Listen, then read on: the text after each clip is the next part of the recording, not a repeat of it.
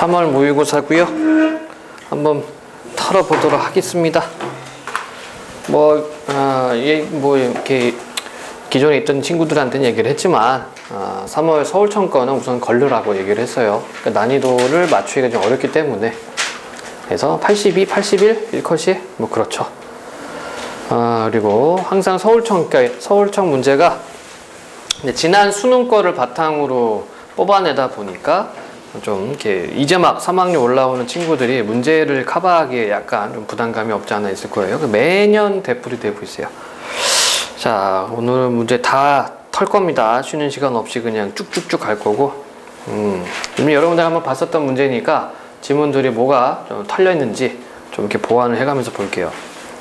자, 화작부터 보도록 합니다. 1번부터 다음 학생의 발표다 물음이 답하시오 라고 되어 있고, 문제를 풀 때는 지문 보기 전에 문제 보고 발표에 대한 설명 있고요. 그 다음에 그림 이렇게 나와 있고, 그리고 학생들의 듣기 활동을 이해한 내용으로 적절하지 않은 것은 뭐 이렇게 되어 있습니다.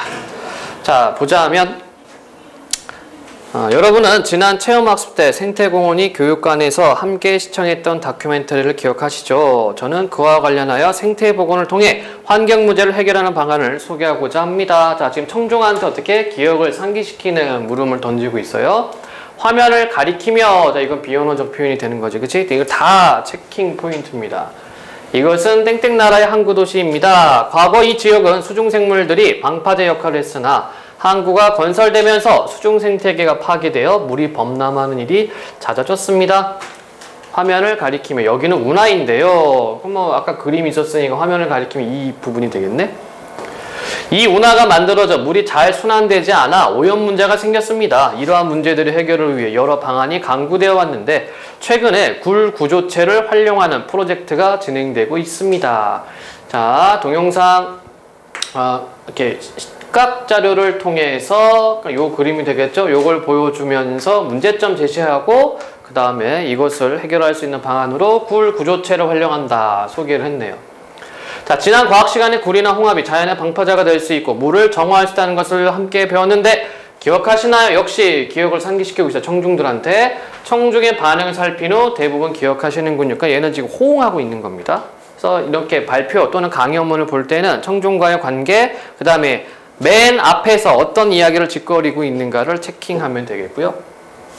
제가 소개하는 프로젝트는 우리가 알고 있는 이러한 굴의 능력을 활용한 것입니다. 이 도시의 해안가에는 원래 굴이 많이 서식했지만 항구와 운하를 만들면서 일부 지역을 제외하고는 거의 사라졌습니다. 이 프로젝트에서는 이렇게 사라진 굴의 서식지를 복원하여 도시 환경을 개선하는 것을 목표로 삼고 있습니다. 별거 없고요. 화면을 가리키면 여기가 굴 서식지를 대규모로 조성하고 있는 곳입니다. 그럼 뭐 그림 보면은 뭐 여기가 되겠네. 니은이, 그치? 그다음에 어디 갔어? 어디 갔냐? 여기가, 예. 이곳에 굴 서식지가 조성되면 물이 정화되고 암초처럼 크고 단단하게 굳어진 굴 구조체가 방파제 역할을 하게 됩니다. 그런데 굴은 이곳에만 있는 것이 아닙니다. 화면을 가리키면 여기 운하에도 굴이 있습니다. 운하에서는 떠있는 용숭 시스템을 설치해 이런 어린 굴을 키웁니다. 그러면 어디 있다는 거예요? 여기에도 이제 뭐 굴이 산다는 얘기가 되겠네요. 용숭 시스템. 이거 화면을 넘기다 보면 잘 못 찾아요. 예. 예. 이 장치의 부표 아래에는 물을 흘려보내는 통로가 있으며 통로 양옆에 굴을 키우는 방이 있습니다. 이곳의 굴들은 성장하면서 운하의 물을 정화합니다. 이 장치에서 어린 굴이 어느 정도 자라면 해안가 근처의 암초망으로 옮겨지고 그곳에서 작은 굴 구조체 덩어리가 형성되며 대규모 서식지로 옮겨집니다. 여기서 뽑아낼 수 있는 정보는 여기서 우선 키운 다음에 여기 잠깐 있다가 이리로 간다는 얘기가 되겠네요. 그치? 그림 나와 있으니까 그림하고 같이 봐주면 되는 거고, 이 프로젝트가 완성되면 이 지역은 파도에 의한 물의 범람이 없어지고, 이 지역은 어디가 되겠어요? 여기가 되겠네요. 범람이 잦은 지역이라고 했으니까. 깨끗한 물로 둘러싸인 쾌적한 환경이 될 것입니다. 그리고 이곳에 대규모로 만들어진 굴 서식지에는 굴뿐만 아니라 다양한 수중생물들이 새로운 생태계를 형성할 것 전망됩니다. 이와 같이 생태 봉헌을 통해 환경을 개선하는 것은 자연과 인간이 공생하는 아주 좋은 방안이 될 것입니다. 문제, 지문 자체는 크게 어려운 내용들은 없었어요. 자, 1번. 위 발표에 대한 설명으로 가장 적절한 것은 질문을 통해 청중과 공유하는 경험을 환기하여. 정보를 항상 끊고 돌아가라 얘기를 했죠. 그 앞에 있는 정보는 맞고 발표 내용과 연결짓고 있다. 뒤에 있는 내용도 맞는 거지. 그치? 자, 원래는 제껴가는 방식이기 때문에 다 봐줘야 되는데 보통 적절한 것을 고를 때는 확실한 경우에는 뭐 굳이 2, 3, 4, 5번 안 봐줘도 될 것 같아요.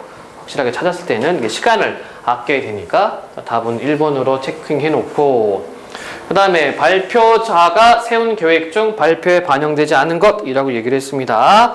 그림이 있고 1번 기억을 짚으며 기억이 만들어져 발생한 문제점 제시했죠. 물이 더러워. 그 다음에 2번 기억을 짚으며 기억이 설치되는 떠있는 용송 시스템의 기능과 구조에 대해 설명하자. 아까 어디 있었죠?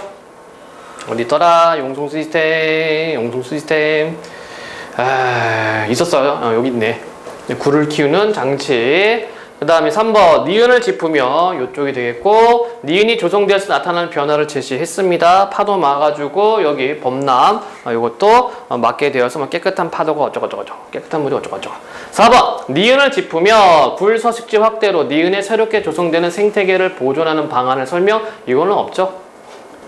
새롭게 조성되는 생태계로 인해서 맨 끝부분에 뭐라고 되어 있습니까? 자연과 인간이 공생하는 좋은 방안이 될 것이다 라고 얘기를 했지, 이거를 뭐 새롭게 보존하는 방안에 대해서 언급하지는 않았다. 그래서 4번이 틀렸네요. 3번 듣기 활동입니다. 적절하지 않은 것은.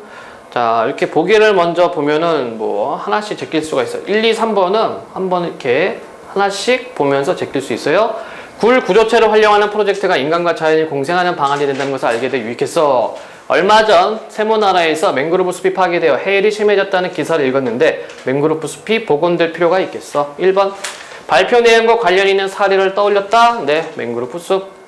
학생 2 도시 가까이에 생태계를 복원해 친환경적인 도시 환경을 조성할 수 있음을 알게 되어 좋았어. 그런데 굴이 오염된 물을 정화한다고 했는데 그 효과가 미비하지 않을까? 발표 내용과 관련하여 자신이 실천할 수 있는 방법이 아니죠. 이거는 그치? 의문점이죠. 발표 내용을 듣고 생겨난 의문점입니다. 틀렸잖아? 답은 2번이 되겠네요. 질문. 네. 화작을 넘어가고 싶다고요? 근데 다 할 수밖에 없어요. 이거를 떠서 좀 자료를 좀 쓰려고 그래. 네, 그래요. 자, 4에서 7번 가는 학교 신문과 회의고 나는 가를 바탕으로 작성한 기사문의 초고 이렇게 되어 있는데, 이게 이제 화법하고 작문하고 같이 나오는 문제가 되죠. 근데 화법하고 작문하고 같이 있는 문제지만 이거 그냥 눈 가리고 아무 하는 거야.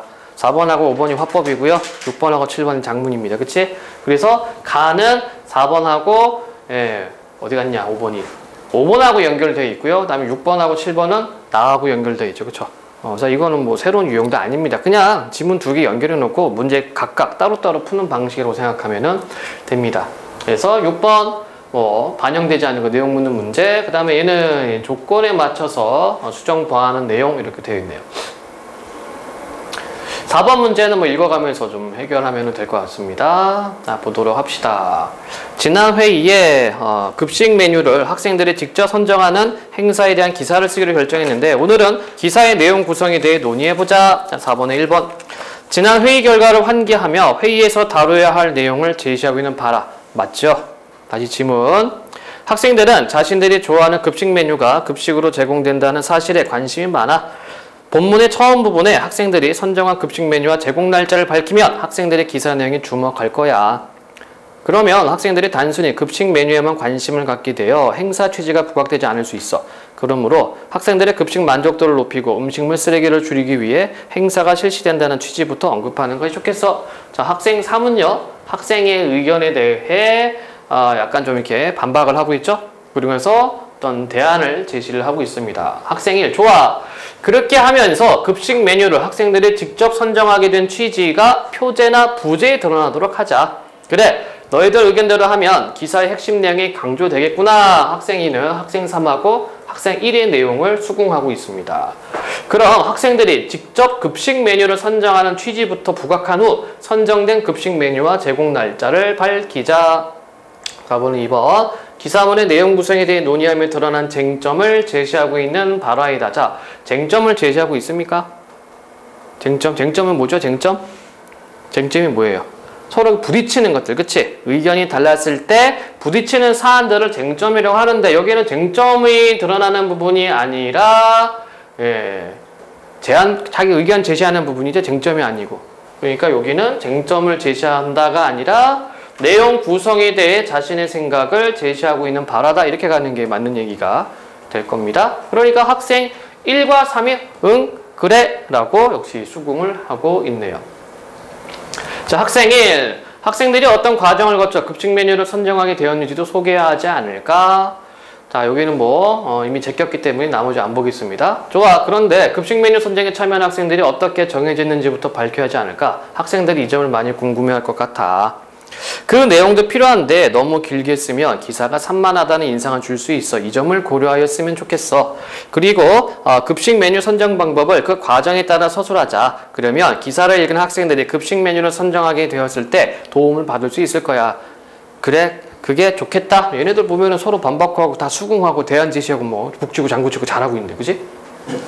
내가 취재해 보니 급식 메뉴 선정에 참여했던 학생들이 학생 선호와 학교 급식 영양 기준을 모두 고려해야 해서 어려움을 겪었다고 하더라. 맞아. 전에 내가 학교 급식 영양 기준에 대해 조사한 적이 있어 알고 있는데 그 기준들과 학생들의 선호를 모두 고려하여 메뉴를 선정하느라고 매우 힘들었을 거야. 그 내용을 포함시키도록 하자. 영양 기준하고 선호를 모두 고려해서 메뉴를 정하는 게 어렵다라고 언급을 했습니다. 그래, 좋아. 그럼 본문의 마지막 부분은 어떻게 할까? 학생들이 급식에 대해 가지고 있던 불만의 주요 내용을 정리하고 해결을 촉구하면 어떨까? 그런 내용은 기사문의 통일성을 해칠 수 있을 것 같아. 학생들의 급식 메뉴를 직접 선정함으로써 얻을 수 있는 효과를 제시하면서 학생들의 관심을 촉구하는 게 좋겠어. 아, 그렇구나. 역시, 그렇죠? 이렇게 내용 얘기를 제시하니까 반박하고 대안 제시하니까 아, 그렇구나. 예, 또 숙강하고 있어요. 그렇게 하면 설득력을 높일 수 있겠다. 나도 동의할게. 응, 그래. 그리고 학생들의 급식 메뉴 선정 횟수를 늘릴 수 있다는 향후 계획도 함께 언급하면 어때? 좋아. 그럼 이제 기사문을 작성해보자. 자, A, B 담화에 대한 설명으로 가장 적절한 것은 되어 있어요. 1번. A에서 학생 1은 학생 3의 제안의 문제점을 지적하고 대안을 제시하고 있다. 그럼 학생 1이 뭐 했는가를 보면 되는 거예요. A에서 한 것은 안건 제시했고 좋아 뭐뭐 하도록 하자 응 그래 이거밖에 없죠. 얘 아니란 얘기지.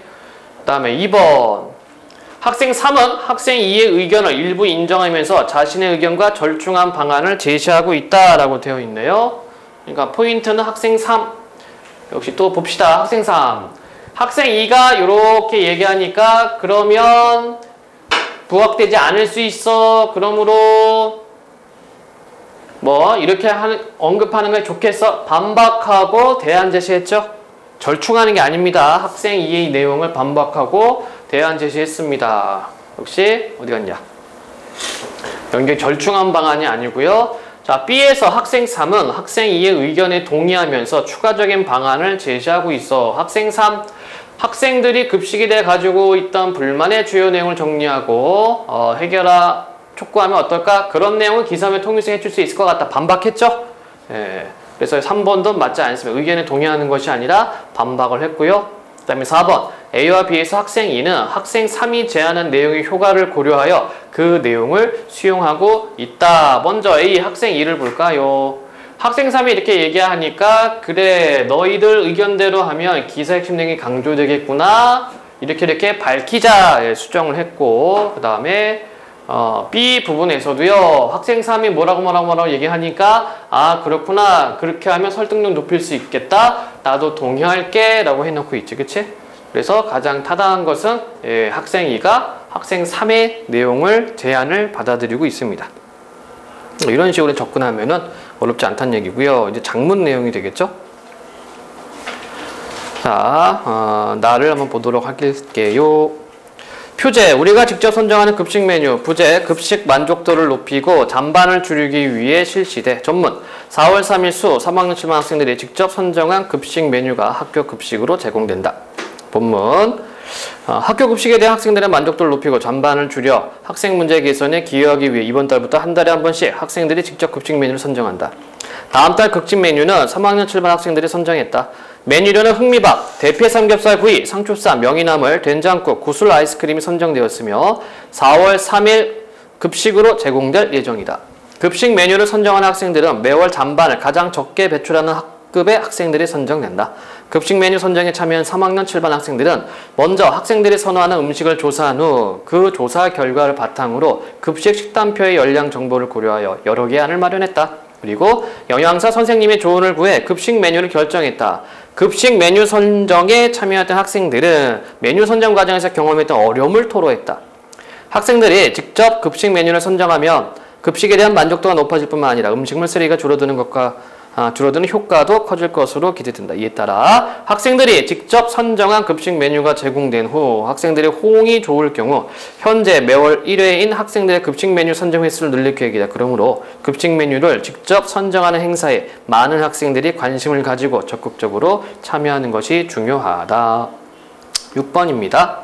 자, 반영되지 않은 것은 자, A. 보도하고자 하는 행사 취지가 드러나도록 표전의 부제를 작성하자. 그렇죠? 얘네들은 지금 자신들이 직접 선정하고 잔반을 줄이기 위해서, 그치? 학생들이 선호도가 높은 급식을 선정하자 되고, 급식 메뉴 선정에 참여한 학생들의 반응을 제시하여 행사의 효과를 부각해야겠어. 자, 여기는 정보가 두 개가 있거든. 보는 겁니다. 먼저 학생들의 반응을 제시해서 행사의 효과를 부각하자. 자, 그러면 이 글에서 반응은 어디 나와 있습니까? 반응이 어디 있지? 반응이 어디 있나요? 여기밖에 없는데? 급식 메뉴 선정에 참여했던 학생들은 메뉴 선정 과정에서 경험했던 어려움을 토로했다. 이거밖에 없죠? 그리고 이것으로 인해서 행사의 효과를 부각하자? 좀 뭔가 맞지가 않습니다. 그치? 그래서 이런 것들은 앞에 정보는 있긴 있는데 뒤에 정보하고 매칭이 안 되는 말. 다음에 C도 한번 확인. 학생들의 급식 메뉴 선정 횟수를 늘릴 계획과 관련지어 학생들의 행사 참여 유도. 이건 내용에 있었고, 궁금증을 해소해주기 위해 급식 메뉴 선정에 참여한 학생들을 선정하는 방법 있었죠? 이렇게 뭐 잔반을 가장 많이 줄인 학급에서 선정한다고 얘기를 했고, 다음 급식 메뉴에 대한 학생들의 관심을 고려해 학생들이 선정한 급식 메뉴 제공 날짜 있었습니다. 그래서 아닌 것은 두 번째가 되겠고요. 7번. 나를 작성한 후 학생들이 퇴고 과정에서 나눈 대화, 가를 수정 보완한 내용. 자, 가는 아까 우리가 읽었던 부분이 되겠네. 급식 메뉴 선정에 참여했던 학생들은 메뉴 선정 과정에서 경험했던 어려움을 토로. 자, 학생 1, 기사문의 초고를 살피다 보니 회의에서 기사문에 포함하기로 했던 급식 메뉴 선정 과정의 어려움과 그 이유를 잘 드러내지 못한 것 같다. 그래, 맞아. 글의 맥락에 맞게 급식 메뉴 선정에 참여 학생의 말을 인용하여 그 내용을 구체적으로 제시하자. 조건 두 개예요. 회의 내용이랑 그 다음에 학생의 인용이라는 얘기지. 자, 그러면 학생의 얘네들이 회의할 때 내용이 뭐가 있었습니까? 어디 있더라? 지금 빠진 거는 뭐냐면 아마 이거 같아. 그치? 학교 급식 영양 기준에 대해 조사한 적이 있어 알고 있는데 그 기준들과 학생들의 선호를 모두 고려해 메뉴를 선정하느라 매우 힘들었다. 그 내용을 포함시키도록 하자 했는데 기사문에는 이게 좀 빠져 있죠? 그럼 저 내용이 들어가고 인용한 걸 찾아라. 자, 그럼 보자. 이게 또 한 가지 팁인데요. 인용한 거 찾아라 얘기를 했잖아? 그럼 인용문 찾으면 되거든? 그러면 뭘 보면 돼? 주어하고 서술을 보면 돼요. 학생들은 반응을 보였다가 아니란 얘기지. 학생들은 달라고 당부했다. 이거 인용이 있고요. 여기는 안타까워했다. 아니죠? 여기는 땡땡땡은 좋겠다고 말했다. 인용이 있고 땡땡땡은 걸렸다고 했다. 그러니까 2, 3, 4, 5번 중에 하나란 얘기잖아. 그치? 그 다음에 내용 들어가면 됩니다. 메뉴 선정의 어려움. 자, 선정된 급식 메뉴가 학교 급식 영양 기준과 학생 선호를 모두 반영한 것이므로 아니죠. 이게 반영이 안 돼서 선정하기 어렵다고 얘기를 했어요. 얘는 내용이 반대로 갔어. 그럼 4번. 영양사 선생님께서 평소 학생들의 선호와 학교 급식 영양 기준을 모두 고려해서 메뉴를 선정하시느라 어려움이 많으실 것이므로 그 노고를 생각하면 좋겠다. 5번. 학생들이 선호하는 음식들은 고열량으로 학교 급식 영양 기준에 맞지 않는 것들이 많고 기준에 부합하는 것들은 선호하지 않는 학생들이 많아서 메뉴를 확정하는 시간이 너무 어려워요. 그렇죠? 이건 학생들이 직접 선정하는 거니까 4번으로 돌아가면 안 되겠네요. 답은 5번. 그래서 보통 조건에 맞는 글을 찾을 때에는 표현법 갖다가 먼저 걸러두고 그 다음에 내용을 들어가면은 좀 더 쉽게 들어갈 수가 있어요. 8에서 10번입니다. 글을 쓰기 위해 가의 메모를 작성한 후 나 자료를 수집하고 다를 작성했다. 물음에 답하시오. 자, 역시 문제 먼저 보면요. 자, 기억, 니은, 디귿, 다 작성. 전략으로 적절하지 않은 것은, 자, 이거 구조 묻는 문제. 9번, 나를 활용하여 다를 작성했을 때 자료 활용, 내용. 그 다음에 10번은 보기에서 근거를 찾아 A에 대해 반박하는 글을 쓰고자 한다. 글에 담길 내용으로 가장 적절한 것은, 고쳐쓰기가 좀 안 나왔죠? 그렇지? 고쳐쓰기 문제는 빠져있네요. 자, 자료를 봅시다. 학생의 메모, 학습, 활동, 과제, 사회적 쟁점에 대해 학급 학생들에게 의견을 밝히는 글을 쓴다. 학급 학생들에 대한 분석. 일부 학생들은 사전 규제 방식과 사후 규제 방식이 뭔지 잘 모른다.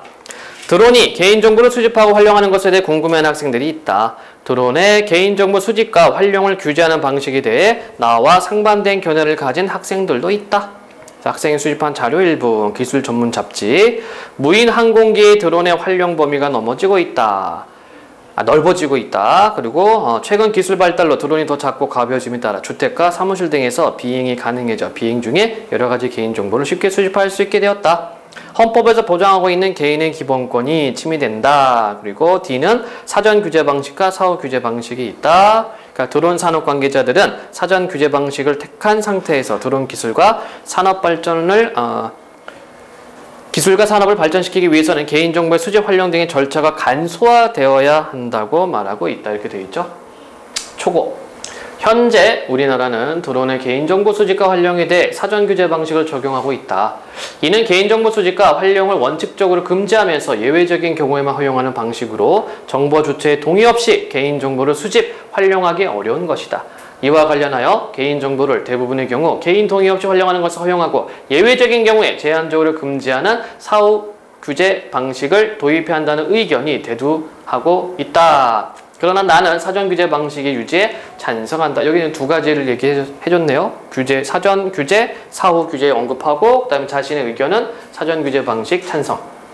자, 드론은 고성능 카메라나 통신 장비 등이 장착되어 있는 경우가 많아 사전 동의 없이 개인의 초상, 성명, 주민등록번호 등의 정보뿐만 아니라 개인의 위치 정보까지 저장할 수 있다. 또한 드론에서 수집한 정보를 검색하거나 전송하는 중에 사생활이 노출될 가능성이 높다. 여기 지금 문제점을 지금 제시.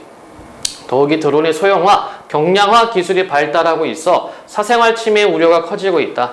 이와 같은 사실들은 사전 규제 방식이 유지되어야 함을 뒷받침한다. 드론의 인명구조, 시설물 점검 등의 공공 분야뿐만 아니라 제조업, 물류 서비스 등의 민간 분야까지 활용 범위가 확대되고 있다. 이에 따라 드론이 개인정보를 수집하는 일이 많아지면서 사생활 침해 사례가 증가하고 있다. 이러한 상황에서 사후 규제 방법을 도입하면 드론을 이용하여 개인정보를 자유롭게 수집할 수 있게 만들어 사생활 침해는 더욱 심해지고 개인정보의 복제, 유포, 훼손, 가공 등이 의도적으로 악용하는 사례까지 증가할 것이다. 여기는 이제 산업이 발달하니까, 그치? 만약에 사후 규제가 되면은 좀 심각한 일이 벌어질 수 있다고 우려를 표명하고 있어요. 사후 규제 방식을 도입하면 개인정보의 수집과 활용이 제약이 적기 때문에 드론을 다양한 분야에 활용할 수 있게 되고, 그에 따라 드론 기술과 산업이 더욱 빠르게 발전할 수 있다는 의견이 있다. 그러나 이와 같은 입장은 산업적 이익을 우선시하여 개인정보 보호에 관한 개인의 기본권을 등한시한다는 결과를 초래할 수 있다. 사전 규제 방식을 유지하면서도 개인정보 수집과 활용에 동의를 얻는 절차를 간소화하고 편의성을 높이면 정보의 활용이 용이해져 드론 기술과 산업의 발전을 도모할 수 있다. 헌법에서는 주거의 자유, 사생활의 비밀과 자유 등을 명시하여 개인 사생활이 보호받도록 하고 있고, 개인정보를 자신이 통제할 수 있는 정보에 자기 결정권을 부여하고 있다.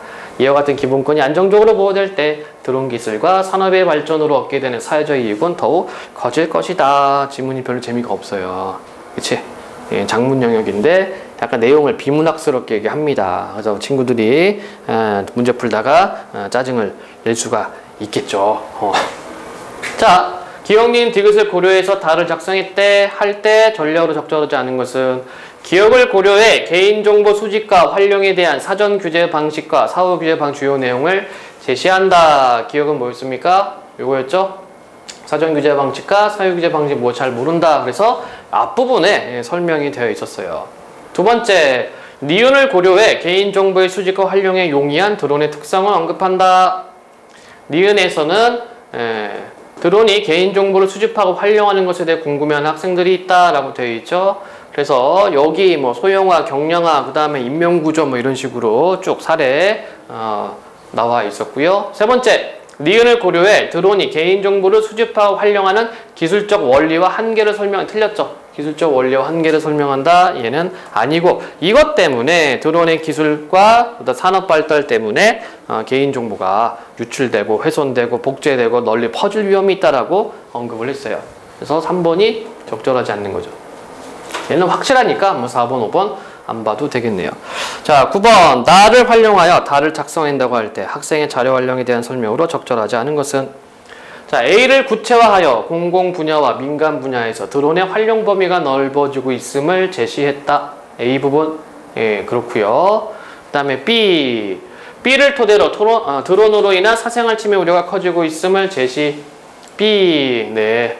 여러 가지 가벼워졌다. 소형화, 경량화 요 내용이 있었고, 그 다음에 C의 구체적인 내용을 찾아 개인의 기본권이 안정적으로 보호받아야 할 필요성을 강조했다. C. 헌법에서 보장하고 있는 개인의 기본권. 아까 어디 있었더라? 헌법 어디 나왔었던 것 같은데? 여기 있네요. 맨 마지막 부분에. 그 다음에 D에서 하나의 방식을 선택하여 개인정보의 침해를 예방하지 못해 발생하는 피해를 경제적 측면에서 강조했다. 경제적 측면 내용은 없었는데, 그죠? D를 확인하면 사전 규제 방식과 사후 규제 방식인데 전체 내용을 봤을 때 경제적인 측면에서 뭐 이렇게 피해를 보는 내용은 빠져 있습니다. 그래서 4번은 아니오시다가 되겠고요. 10번 문제 넘어가면 보기에서 근거를 찾아 A에 대해 반박하는 글에 담길 내용. 보기. 여러 나라에서 사후규제 방식을 도입하면서도 개인의 기본권을 보호하는 방안들을 시행하고 있다. 한 예로 징벌적 손해배상 제도를 도입한 것들을 들 수 있다. 개인정보의 복제, 유포, 위조 등으로 정보 주체에게 신체나 재산 등의 중대한 손실을 입힌 경우 손해액의 3, 4, 5배 정도를 배상하도록 하여 엄격하게 책임을 물음으로써 개인정보를 효과적으로 보호하고 있다. 자, 여기 요약하면 어떤 내용입니까? 징벌적 손해배상 제도가 되는 거죠. 그치? 사후 제도를 하되 징벌적 손해배상. 그럼 요 내용이 들어간 걸 찾으면 되겠죠? 개인의 동의를 구한 상황에서 개인정보를 자유롭게 이용하도록 하는 것이 동의를 구한 상황에서 문제를 예방할 효과가 아니고 징벌이 들어가야 돼요. 개인의 동의 없이 개인정보를 수집하고 활용하는 것을 허용하되 엄격한 기본권 보호 방안을 시행함으로써 개인정보의 불법적인 이용을 이게 되어 있는 거죠. 그치? 이때 엄격하다라는 것이 뭐랑 연결이 됩니까? 여기서 얘기했던 손해액의 3배에서 5배 정도를 배상케 하는 것. 나머지 확인해 볼까요? 드론의 활용 범위를 민간 분야까지 확대하기 위해서는 징벌적 손해배상 제도를 도입하되 개인정보의 침해 종류에 따라 손해배상액을 아니요 그냥 3에서 5배 개인정보의 수집과 활용은 원칙적으로 금지하되 이건 안 되죠. 금지가 아니라 사후 규제했기 때문에 사전 규제와 사후 규제 방식을 절충 이것도 아니죠. 사후 규제하고 그것을 어겼을 때 손해배상을 한다라고 얘기를 했습니다. 질문. 여기 내용들을 보면요, 이제 화법이 이제 비문학화 되는 거야 이게. 그러니까 이제 친구들이 읽다가 지치는 거죠. 화법과 장문을 비문학처럼 꾸며내니까 좀 이렇게 시간적인 배분도 조금 많이 어려워질 거예요. 원래는 한 20분. 화작하고 화작 20분, 문법 5분, 그 다음에 문학 한 25분, 그리고 비문학 30분 이렇게 이제 가야 되는데 이걸 길어지니까 그만큼 이제 학생들이 피곤해질 수밖에 없죠. 자, 11에서 12번은 문법이 되겠고요. 먼저 문제 볼 것. 이거는 기억 리을에 대한 이해로 적절하지 않은 것은 이렇게 되어 있고 12번은 A를 참조해서 A2를 분석해라. 자, 보면 현대 국어에서는 음절의 종성에서 실제로 발음되는 소리가 재현되어 있다. 자, 이게 뭐예요? 음절의 끝소리 규칙이지 뭐, 그치? 음절의 종성에 마찰음, 파찰음이 오거나 파열음 중 된 소리나 거센 소리가 오면 모두 예사소리, 기읍, 비읍으로 교체되고 음절의 종성에 자음근이 올 때는 한 자음이 탈락한다. 그런데 모음으로 시작하는 형체 형태사가 뒤에 오면 앞 음절의 종성에 있던 자음이 곧바로 연음된다. 이렇게 연음되어 뒤 음절의 초성에서 소리나는 자음은 제 음까지로 발음된다. 뭐 이런 내용은 없고요. 연음이 일어나는 조건이 갖춰지더라도 다른 현상이 일어나 제 음가대로 발음이 되지 않는 경우도 있다. 가령 디귿티귿으로 끝나는 말 뒤에 이로 시작되는 형식 형태소가 오면 디귿이 지치로 변하는 국외음화가 일어난다. 또한 용언, 어감, 발음, 히읗은 모음으로 시작하는 형식 형태소가 뒤에 오면 연음되지 않고 탈락한다. 용언, 어감, 발음, 히읗 뒤에 그드즈로 시작하는 어미가 오면 히읗과 그드즈가 거센 소리로 축약되는데 이를 통해 용언, 어감, 발음, 히읗이 존재함을 간접적으로 알 수 있다. 자, 보면은 11번 문제가 여기까지였죠? 그럼 잠깐 끊고 이거는 풀고 가는 거야. 자, 그러면 다시 정리해 볼까요? 기억은 뭡니까? 음절의 끝소리 규칙이 되는 거고요. 얘는요, 탈락이 되는 거군요. 그쵸? 자음군이 올 때는 한 자음이 탈락한다. 탈락의 자음군 단순화. 그 다음에 먼저 기억을 볼까? 한 몫을 발음할 때 기억이 일어난다. 기억이 아니라 니은으로 들어가야지. 그치? 기억 시읒은 자음군인데 자음군 단순화가 됐어요. 그 다음에 놓기. 그래, 이 문제는 거꾸로 들어가면 더 빠를 것 같아요. 놓기를 보니까 축약이네요. 리을이 일어난다 보니까 예, 용언의 어감, 발음, 히읗 뒤에 그드즈로 시작된 어미가 오면 거센 소리 축약. 답은 2번이 되는 거고 나머지 확인해 보면요. 끌치 축약입니다. 히읗과 지읒이 치 축약이 됐고요. 하나밖에 없고요. 가파를 발음할 때 니은과 디귿이 일어난다. 자, 얘가 지금 어떻게 변했냐면 시읒이 탈락이 되고, 그쵸? 자음군 단순화가 되고 비읍이 뒤에 나오는 히읗하고 축약이 되는 겁니다. 그 다음에 마친 같은 경우에는 역시 지읒과 히읗이 축약이 일어나는 거죠. 자, 그래서 음운 변동 같은 경우에는 왼쪽에 있는 게 오른쪽으로 어떻게 바뀌었는가만 찾으면 됩니다. 자, 12번. 연음과 음운 변동에 대한 지식을 활용하여 중세국어 자료를 검토해보며 현대국어에서 찾아보기 어려운 형태의 단어를 발견할 수 있다. 예를 들어 현대국어에서는 히읗을 말음으로 가진, 말음은 끝음이죠. 말음으로 가진 체언을 찾아보기 어렵다. 그러나 중세국어 자료를 살펴보면 돌, 나라와 같이 히읗을 말음으로 가진 체언을 확인할 수 있다. 중세국어 시기에는 체언, 말음, 히읗이 모음으로 시작하는 조사와 결합하면 나라, 히와 같이 연음되어 나타나는 것을 확인할 수 있다. 또한 히읗을 말음으로 가진 체언이 과, 도와 같은 조사와 결합하면 히읗이 뒤에 오는 기역, 디귿과 축약, 디귿 끝으로 나타내는데 이를 통해 히읗의 존재를 간접적으로 확인할 수 있다. 그러니까 여기는 이렇게 끊어서 봐야 되겠죠. 그쵸? 그래서 뒤에 모음이 오면은 그냥 치고 들어가고 뒤에 기역과 디귿이 오면은 축약이 된다. 이렇게 두 가지 조건을 던져줬어요. 하지만 어떤 체언이 히읗을 말음으로 가지고 있다 하더라도 그 체언이 단독으로 쓰이거나 관형격 조사 시옷과 결합하였을 때 시읒이 실현되지 않아서 히읗을 말음으로 가지 않은 체언과 구별되지 않는다. 그래서 1, 2, 3 그치? 세 가지 조건이 배치가 되었습니다. 해당 체언이 연음이나 축약이 일어나는 자리에 쓰인 사례를 검토해야 체언, 말음, 히읗의 존재 여부를 알 수 있다. 자, 12번이에요. 적절한 것. 중세 국어 자료를 통해 체언, 하늘에 대해 탐구한다. 자, 하늘 보니까 그 히읗이 있고 중세 국어 하늘이 마다한 미우신인데 이거 안 봐도 돼. 이거 보면 되죠. 하늘이 마음을 움직이게 하시니까 뒤에 뭐가 왔어요? 형식 형태에서 이 조사가 왔잖아. 그치? 모음으로 시작한 조사가 왔네. 그럼 이럴 때 어떻게 하라고? 이럴 때 어떻게 하라고 위에서 얘기했습니까? 연음에서는 히를 뒤로 어디 갔냐? 히를 뒤로 넘겨라라고 했지. 그치? 이렇게 현대국어 보고 봐주는 거예요. 근데 여기 보니까 하날 히 연결해놨네. 그쵸? 1번 A에서는 연음되어 음운의 개수에 변동이 없지만 맞고요. D에서는 음운 변동이 일어나 음운 개수가 줄어들었으면 알 수 있다. 그럼 D를 봐주는 거지. 하날 토네. 여기 하날 히읗인데. 자, 현대국어 보니까 하늘 도 디귿이 왔죠. 디귿이 오면 뭐 하라고 앞에서 얘기했습니까? 축약하라고 있었지?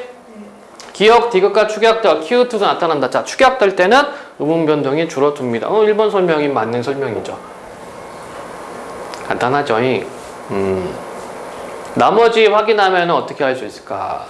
얘는 뭐예요? 하늘의인데 관형격 시옷이 있으니까 히읗을 안 썼고 여기 지문에 있었습니다. 그 다음에 C는 하늘, 여기는 없죠? 없었을 때 뒤에 연결되는 말이 아무것도 없을 때 히읗이 나타나지 않았고 뭐 그러네요. 자, 하늘과 땅을 이르니라. 이 맨 마지막 구절 봐도 뒤에 기역이 왔어요. 기역이 오니까 축약 들어가죠. 하늘과 이렇게 한 겁니다. 그래서 자료 나와 있는 그대로 연결해서 설명하고 보기하고 매칭을 시켜주면 되겠다. 13번 문제. 자, 보기 선생님의 물음에 대한 답으로 가장 적절한 것은 지난 시간에 형태소와 단어에 대해 공부했는데 이를 바탕으로 다음 자료에서 기은인 디귿의 공통점과 차이점이 뭔지 말해볼까요? 이 문제는 나한테 묻지 말고 그에게 물어라. 원래는 묻다죠? 원래는 묻다인데 뒤에 모음으로 시작하는 형식 형태소가 오면은 리을로 바뀝니다. 디귿 불규칙, 리을 불규칙. 귀로는 음악을 들었고 눈으로는 풍경을 보았다. 이때 at, ot은 어때? 상황에 따라 달라지죠. 모음으로 시작, 모음이 음성 모음이면 음성으로, 양성이면 양성으로, 모음 조합. 나는 산으로 가자고 했지만 동생은 바다로 갔다. 역시 마찬가지. 환경에 따라서 는과 은으로 바뀝니다. 1번. 공통점은 단어의 자격을 가진다는 것이 아니죠. 얘네들은 단어가 아니야. at, ot은 단어가 아닙니다. 두 번째. 공통점은 문법적 의미를 나타내는 것이 아니죠. 물, 이거는 문법이 아니죠. 세 번째, 공통점은 단어의 자격을 갖지 못한다는 아니요. 얘네는 단어죠. 어간이니까, 그치?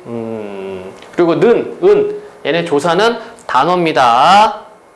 얘네가 단어가 아니고, 미안, 얘네가 단어가 아니고, 은은 단어예요, 조사. 3번도 아니고.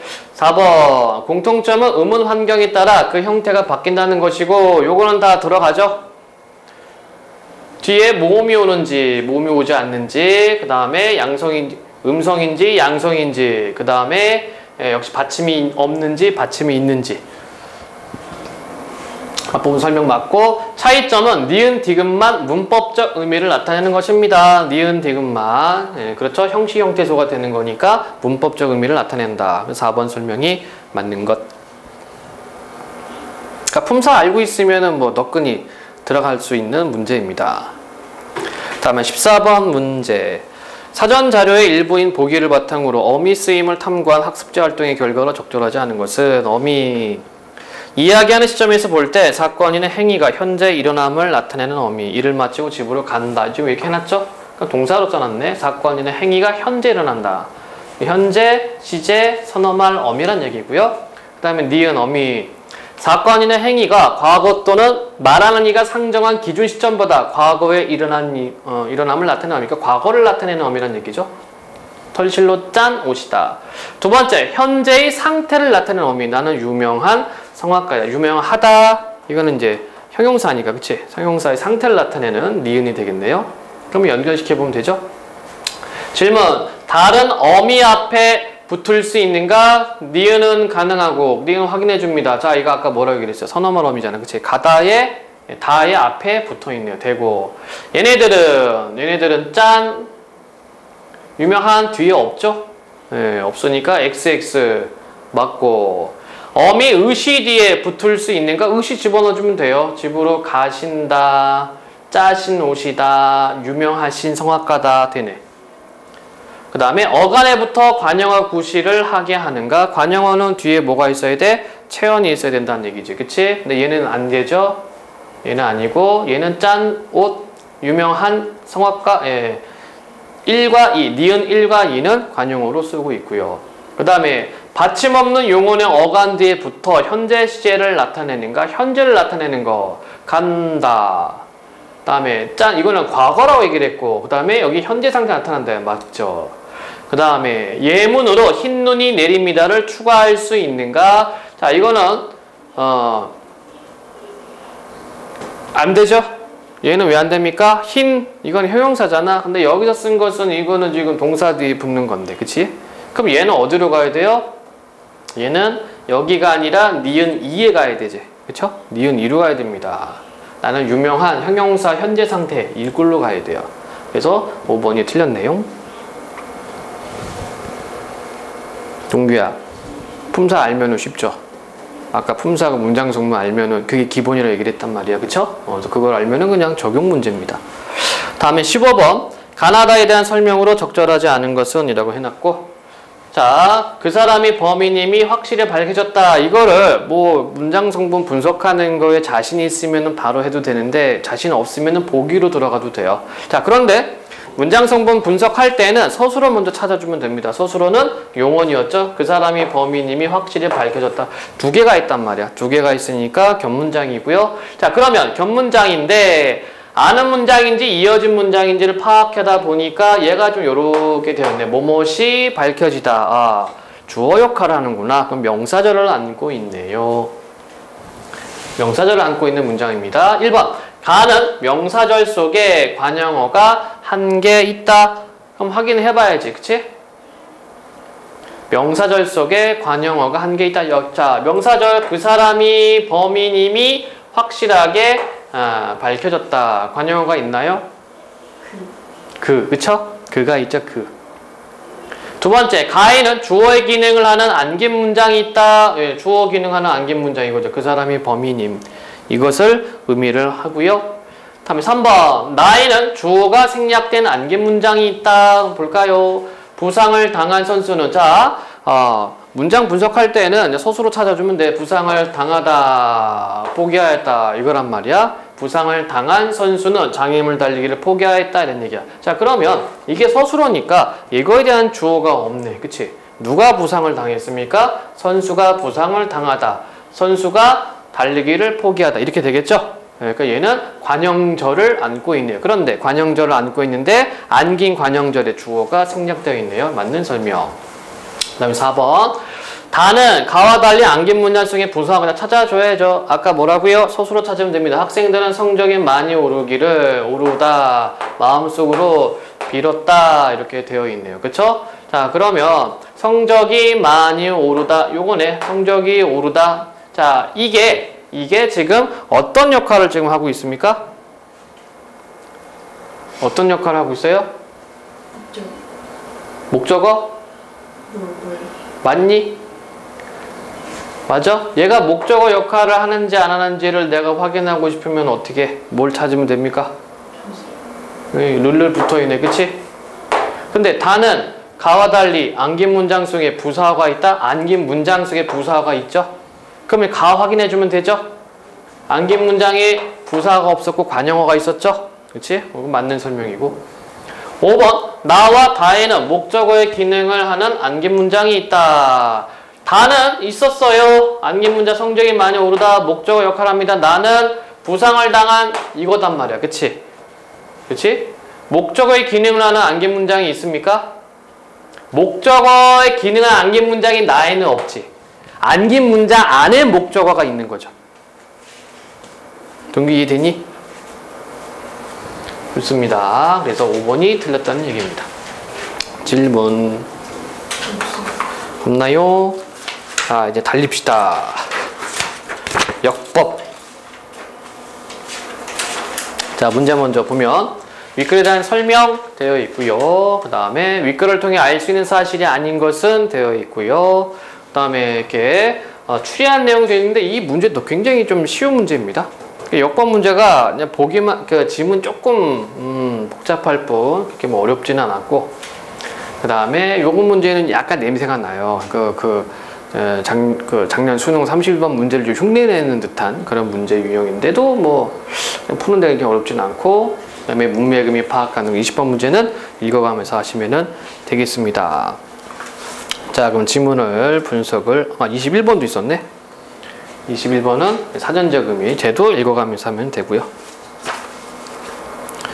그냥 볼까숑. 자, 전통적으로 동아시아에서 역법은 연월 일시의 시간규범을 제시하는 일뿐만 아니라, 그럼 이런 것도 뭐 네모 쳐서 시간규범 1 뭐 하든가, 달 그리고 5 행성의 위치 변화를 통해 하늘의 뜻을 이해하는 것이었다. 하늘의 뜻 이해 뭐 이렇게 이해하든가 아니면 이렇게 뭐 연결해 주든가. 그쵸? 여러분들이 보기 좋게 표시만 해주면 됩니다. 역법의 운용과 역서의 발행은 역법 운용 21에 1번 모수 움직이게 하거나 부려 쓴, 여기는 이게 되겠죠. 뒤에 거 부려 쓰는 거. 그치? 역법을 사용하는 거. 그러면 여기 설명 맞는 설명. 역법의 운용과 역서의 발행은 나라를 다스리는 중요한 통치 행위였기 때문에 동아시아에서는 국가기구를 설치해 역법을 다루었고 그곳의 관리에게만 연구가 허락되었다. 뭐 특별한 내용 없습니다. 그냥 이게 중요하대. 서경에서 말한 하늘을 관찰하여 백성에게 시간을 내려준다라는 뜻의 관상수시는, 자, 관상수시의 뜻이 앞에 있네요. 뜻 앞에 있고요. 유교문학관에서 역법을 어떻게 바라보는가를 잘 드러낸다. 관상수시는 하늘의 명을 받은 천자에게만 허락된 일이므로 고려시대에는 중국의 역을 거의 그대로 따라야 했다.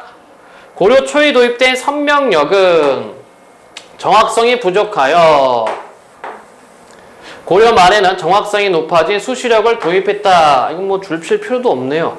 그치? 선명력이 어떻게 되었다? 수시력으로 바뀌었네. 수시력은 계산식에 복잡해 익히기가 어려웠기 때문에 일식과 월식, 곧 교식을 추보할 때에는 추측, 보완 뭐 이렇게 되겠네요. 여전히 선명력이 사용되었다. 자, 선명력에서 수시력으로 바뀌었지만 보완할 때에는 선명력도 계속 사용. 이 상황은 조선 건국 직후에도 지속되었다. 자, 그러면 첫 번째 단락 내용은요. 첫 번째 단락 내용은 여기서 하나 끊어지고, 그쵸? 그 다음에 여기서 하나 끊어지고, 내용이 3개야. 여기 하나, 여기 하나, 여기 하나입니다. 그치? 그래서 역법에 대한 내용, 그 다음에 두 번째에서는 관상수시, 그 다음에 세 번째에서는 고려에서 활용한 거. 그쵸? 선명력 쓰다가 수시력 바꿨는데 선명력으로 보충, 이게 되겠죠. 두 번째 단락 내용입니다. 자, 세종은 즉위 초부터 수시력에 대한 이해를 높이려고 애썼고 마침내 수시력에 통달했다고 자부했다. 역시 세종 뭐 안 빠지는 데가 없습니다. 다 껴.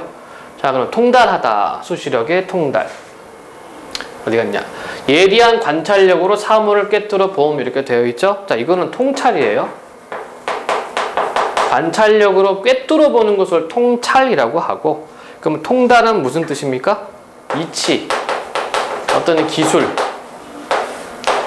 이런 것들을 이루어낸다. 이게 이제 통달입니다. 그렇죠? 역법에 통달하다. 역법을 그 이치를 드디어 알게 되었을 때, 그 이치에 도달했을 때, 통달, 통찰은 꿰뚫어 본다. 그래서 2번이 틀린 거고 나머지 안 보겠습니다. 다시 지문. 그럼에도 세종 12년 교식 추보에 오차가 생기자 세종은 해결책으로 조선만의 교식 추보 방법을 찾고자 했다. 세종은 중국의 역법을 수용하되 이것을 조선에 맞게 운영하는 방법을 택함으로써, 자, 여기 중국과의 관계를 고려하면서도 시간 규범을 스스로 수립하고자 하는 것이다. 약간 변형했다는 얘기죠. 그렇다고 해서 중국 거를 아예 버렸다? 아닙니다. 중국 거 바탕으로 우리식대로 바꾼다는 얘기죠. 자, 수시력으로 교식을 추보할 때에는 입성을 사용했는데 이때 입성은 모두 중국을 기준으로 한 것이었다. 입성이란 천체 위치를 계산하는 데 필요한 관측값 등을 실어놓은 계산표. 예, 요게 여기 이제 개념이 나와 있고 계산표래요.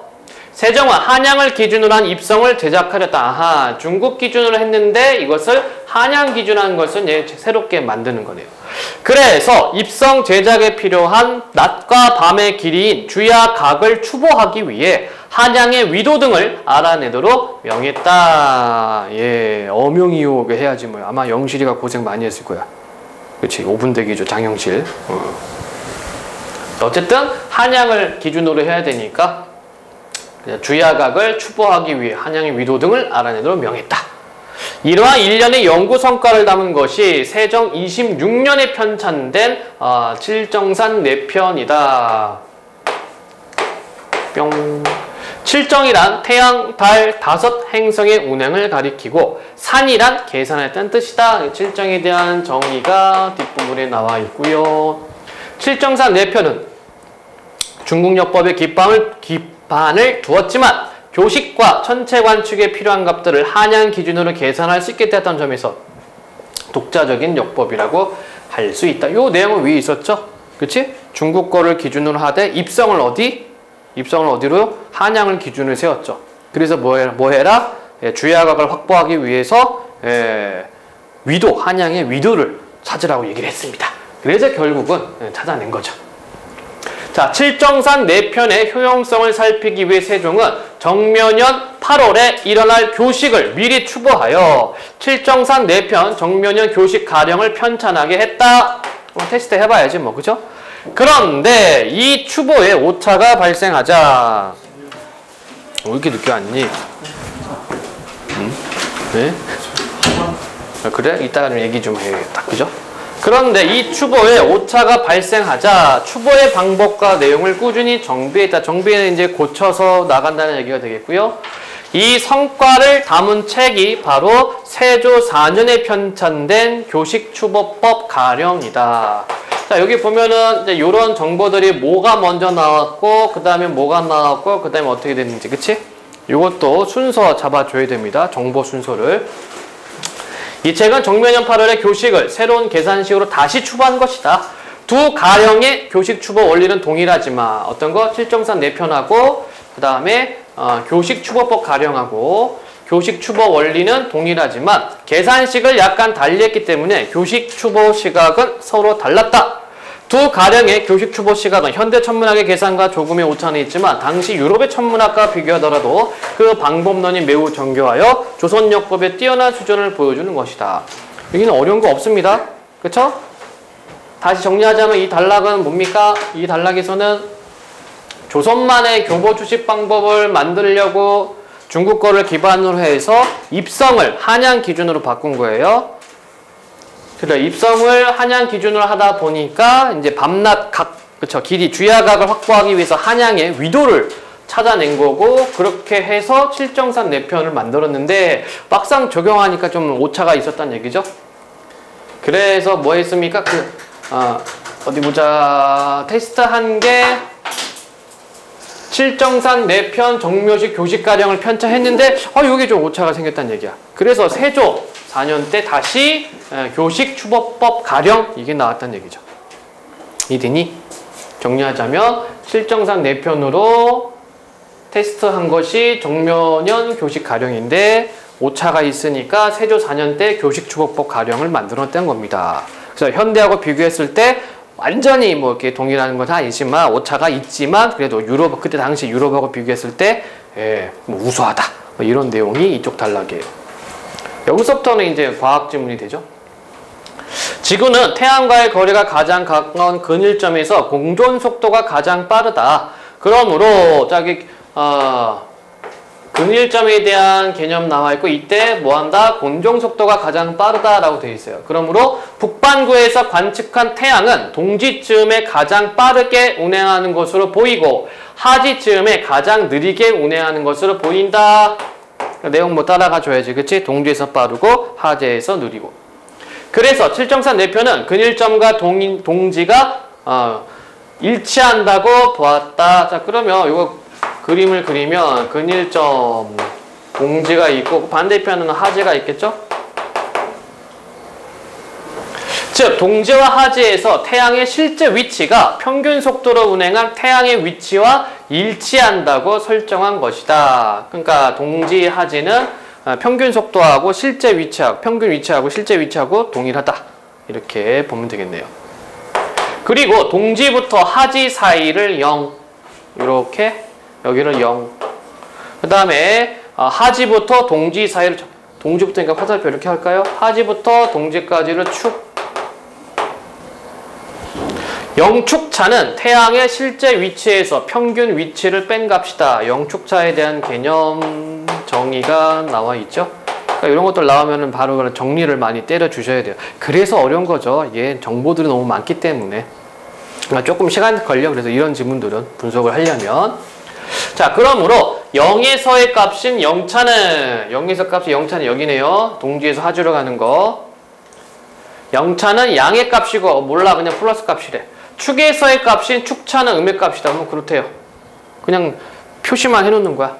달 역시 지구와 가까울수록 빠르게 움직인다. 그래서 달이 지구와 가장 가까이 위치할 때인 근지점에서 지질차 값을 0으로 간주했다. 근지점 여기는 지질차 값이 빵 이렇게 돼 있네. 자, 지질차란 개념 설명 또 나옵니다. 정의가 또 나오고 있죠. 달의 실제 위치에서 평균 위치를 뺀 값인데 근지점부터 달이 지구와 가장 멀리 떨어져 있는 원지점까지는 달의 실제 위치가 평균 위치보다 앞선다. 그러면 똑같은 방식으로 그림으로 좀 정리를 해주면 될 것 같아요. 요렇게. 그럼 요렇게 되겠죠? 그러면은 근지점에서 달이 지구와 가장 멀리 떨어지는 원지점까지는 달의 실제 위치가 평균 위치보다 앞선다. 그러니까 실제 위치가 평균 위치보다 앞선다. 이렇게 정리 가능하지. 그리고 원지점부터 근지점까지는 그 반대. 그럼 여기는 평균 위치가 실제 위치보다 앞선다. 이렇게 가능하겠죠. 달의 실제 위치가 평균 위치보다 앞서면 질차. 그럼 여기가 질차군요. 그 다음에 뒤처지면 지차라고 했다. 여기가 지차군요. 그렇지? 과학지문 천문 같은 경우에는 이렇게 이렇게 뭐 궤도 있으니까 그려보면 돼요. 그냥 간단하게 그려서 여러분들이 보기 좋게 수식 근데 그 도형 만들어 놓으면 이해하기 쉬워요. 그러니까 작년 수능도 31번 문제도 그림 그려놓고 보면 되게 쉬워. 그러니까 이거를 문장으로만 파악하려고 그러면 어려우니까 여러분들이 이거 보고 그냥 간단하게 도형 몇 개 그려놓으면 이해하기가 좀 빠르죠. 자, 달이 태양과 지구 사이에 놓여 태양을 가릴 때를 삭. 그럼 삭은 뭐란 얘기입니까? 달이 태양과 지구 사이에 놓인다. 그러면 태달지인가? 태달지? 태달지. 이게 삭. 그 다음에 지구가 태양과 달 사이에 놓여 달을 가릴 때는 망. 그러면은 태, 지, 달 하면 이게 망이죠. 이런 것도 여러분들이 똑같아. 문장으로만 쭉 보면은 이해가 잘 안 되니까 그냥 메모해두면 돼요. 메모해두면. 그럼 뭐 이해가 좀 쉽잖아. 망이라 한다. 정삭과 정망은 지구와 달이 태양과 정확히 일직선 위에 놓이게 될 때 시각. 자, 칠정산 내년 정묘식 교식 가령과 교식 추보법 가령 모두 정삭, 정망은 태양과 달의 평균 위치로 다시요. 얘네 모두 정삭, 정망은 태양과 달의 평균 위치로 계산된 경삭과 경망에 실제 태양과 달의 빠르고 느린 정도를 가하거나 감하여 구했다. 무슨 말인지 모르겠지만 실제 빠르기보다 뭐 빼거나 더했다면 이런 얘기가 되겠네요. 그렇죠? 실제 태양과 달의 빠르고 느린 정도를 더하거나 뺐다. 이를 가감차 방식이라고 한다. 앞에 개념 나와 있고요. 자, 이거를 정확하게 의미를 파악 못해도 상관없습니다. 그냥 뭐 이렇게 평균에서 뺐대. 가감차 값은 영축차에서 지질차를 뺀 값을 속도한 값으로 나누어 구했다. 자, 가감차는 어떻게 구한다? 여기 또 계산식에 나와 있죠? 영축차에서 영하고 축의 차이 값에서 지질차 값을 뺀까 여기하고 뺀 값을 속도한 값으로 나눴대요. 이게 무슨 개소리야? 그렇죠? 이거 갖고 붙들고 늘어갈 필요가 없어요. 그냥 여기 그냥 정보가 이런 정보가 있었네 정도만 표시해주면 되죠. 즉 가감차 값이 양일 때에는 그 값을 경삭, 경망에 더하는 가차로 삼았고 음일 때에는 그 값을 경삭, 경망에서 빼는 감으로 삼았다. 무슨 말인지 모르겠지만 양의 값이 나오면 가차, 음의 값이 나오면 감차. 그렇지? 뭐 이렇게만 생각해주면 되겠어요. 자, 앞에서 언급한 두 가령로도 영축차에서 지질차를 뺀 값에는 거의 차이가 없다. 하지만 칠정산 내편 정묘년 교식 가령은 속도한 값으로 달의 이동 속도를 활용했지만 교식 추보법 가령은 달의 이동 속도에서 태양의 이동 속도를 뺀 값을 활용했다.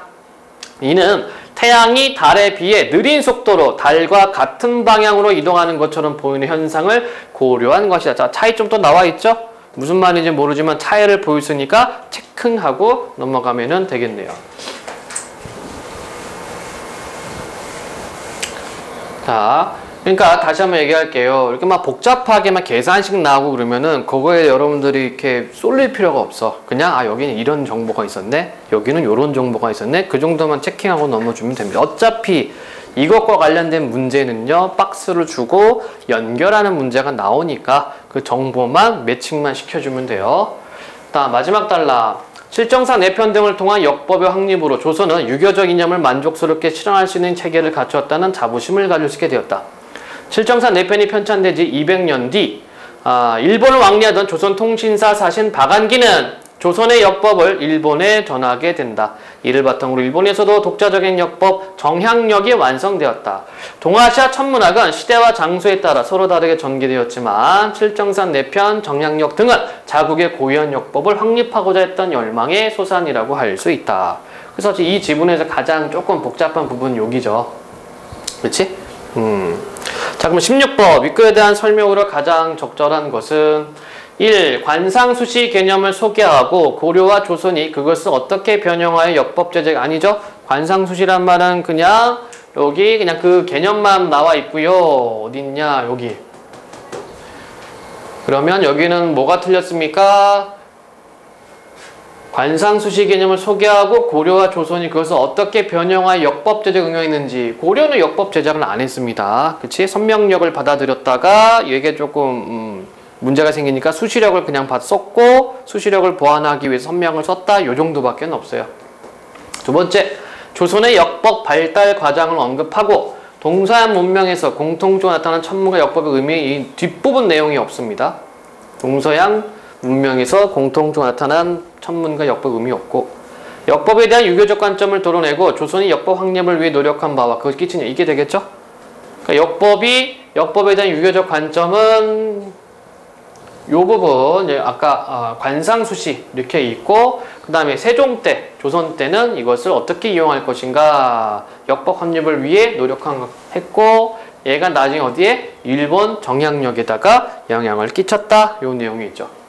4번 확인. 조선에서 교식 추보 방법이 발달했던 이유를 제시하고 교식 추보가 중국 청문학 발전에 끼친 영향이 아니지 중국 거를 바탕으로 해서 우리가 우리식대로 바꿨기 때문에 틀렸고 조선 역법의 우수성을 부각하고 당대의 관측관 값들이 현대적 관점에서 얼마나 정확한 단계적 검증이 아니라 천문학과 비교하더라도 방법론이 매우 정교했다. 물론 오차는 있지만 이 정도밖에 언급이 안 돼 있어요. 그래서 5번도 아니고요.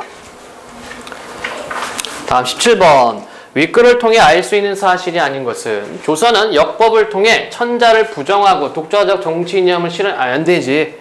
받아들였습니다. 이 천자를 부정할 수가 없어요. 뭐 이 문제는 너무 뻔해서 이건 그냥 던져준 문제고. 18번 윗글과 보기를 관련지어 취재한 내용으로 적절하지 않은 것은 자 이전에는 선명력을 썼기 때문에 오차가 꽤 많았으나 언제입니까? 고려시대죠.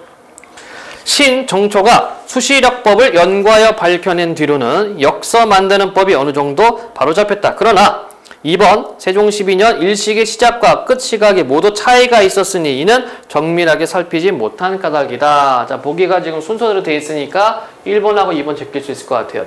세종 즉위 전까지 조선에서 선명력을 사용해 교식을 추구할 때 오차가 컸겠고 이 내용 그대로입니다. 그렇죠? 2번 세종 12년에 교식 추보의 오차 원인을 밝히기 위해 칠정산 내편 정면형 교식가량을 편찬한 것이군. 자 여기는요 세종 12년이라고 얘기를 했는데 그럼 지문에서 세종 12년 뭐 있습니까? 세종 12년 때 여기 있네요. 세종 12년 교식 추보에 오차가 생기자 세종은 그 해결책으로 조선만의 교식 추보 방법을 찾고자 했다라고 되어 있어요. 그치? 자, 그러니까 문제는 세종 12년 생긴 거고 이거를 오차를 수정하기 위해서 막 하다가 26년에 칠정산 4편이 나왔고요. 이것을 응용해서 나온 게 어디 갔냐? 칠정산 4편 정면형 교식 가령이 되는 거지. 그치? 그러니까 2번은 잘못된 정보입니다. 12년에 이거를 만든 것이 아니고 26년에 만드는 거죠. 12년에 오차 발견 이것을 수정하기 위해서 26년에 만들었다. 그러니까 2번이 틀렸죠. 정보 확인만 해주면 되고요. 나머지는 확인 안 하겠습니다. 맞는 거니까. 19번 문제 보도록 할게요. 자, 보기를 참고하여 윗글을 이해한 내용으로 적절하지 않은 것은 라고 되어 있습니다. 자, 정면형 8월은 하지를 지나 동지로 가는 시점으로 하지를 지나 동지로 가는 거네요. 그럼 축이네. 경삭이 일어날 때 다른 원지점에서 근지점으로 이동하고 있었다. 원지점에서 근지점으로 이동하는 거 똑같네요. 그렇죠? 그러면 지차란 얘기가 되겠지. 그치? 그리고 아까 우리 정리했으니까 실제 위치보다 평균 위치가 앞서는 부분입니다. 자, 칠정산 어디 보자. 또 경삭 칠정산 4편 정면형 교식가령과 교식추보법 가령의 추보법에 의하면 경삭이 일어날 때 태양의 실제 위치와 평균 위치의 차는 약 2.39였고 자 그러면 이쪽이 되겠죠? 축은 마이너스라고 하니까 실제 위치보다 평균 위치보다 태양의 실제 위치가 뒤에 있다는 얘기지. 그치? 맞아요? 뒤에 있잖아. 그러면은 약 2.3군이가 이거 마이너스 붙여줘야지 뭐. 그쵸?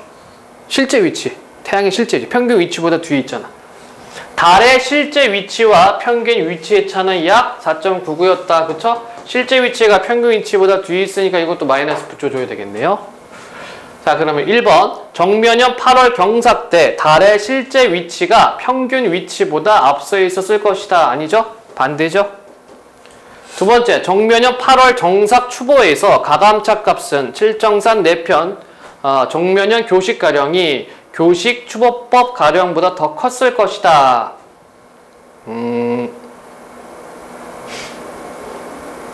요거를 보려면 이 부분을 보고 해석을 해야 돼요. 어디 있냐?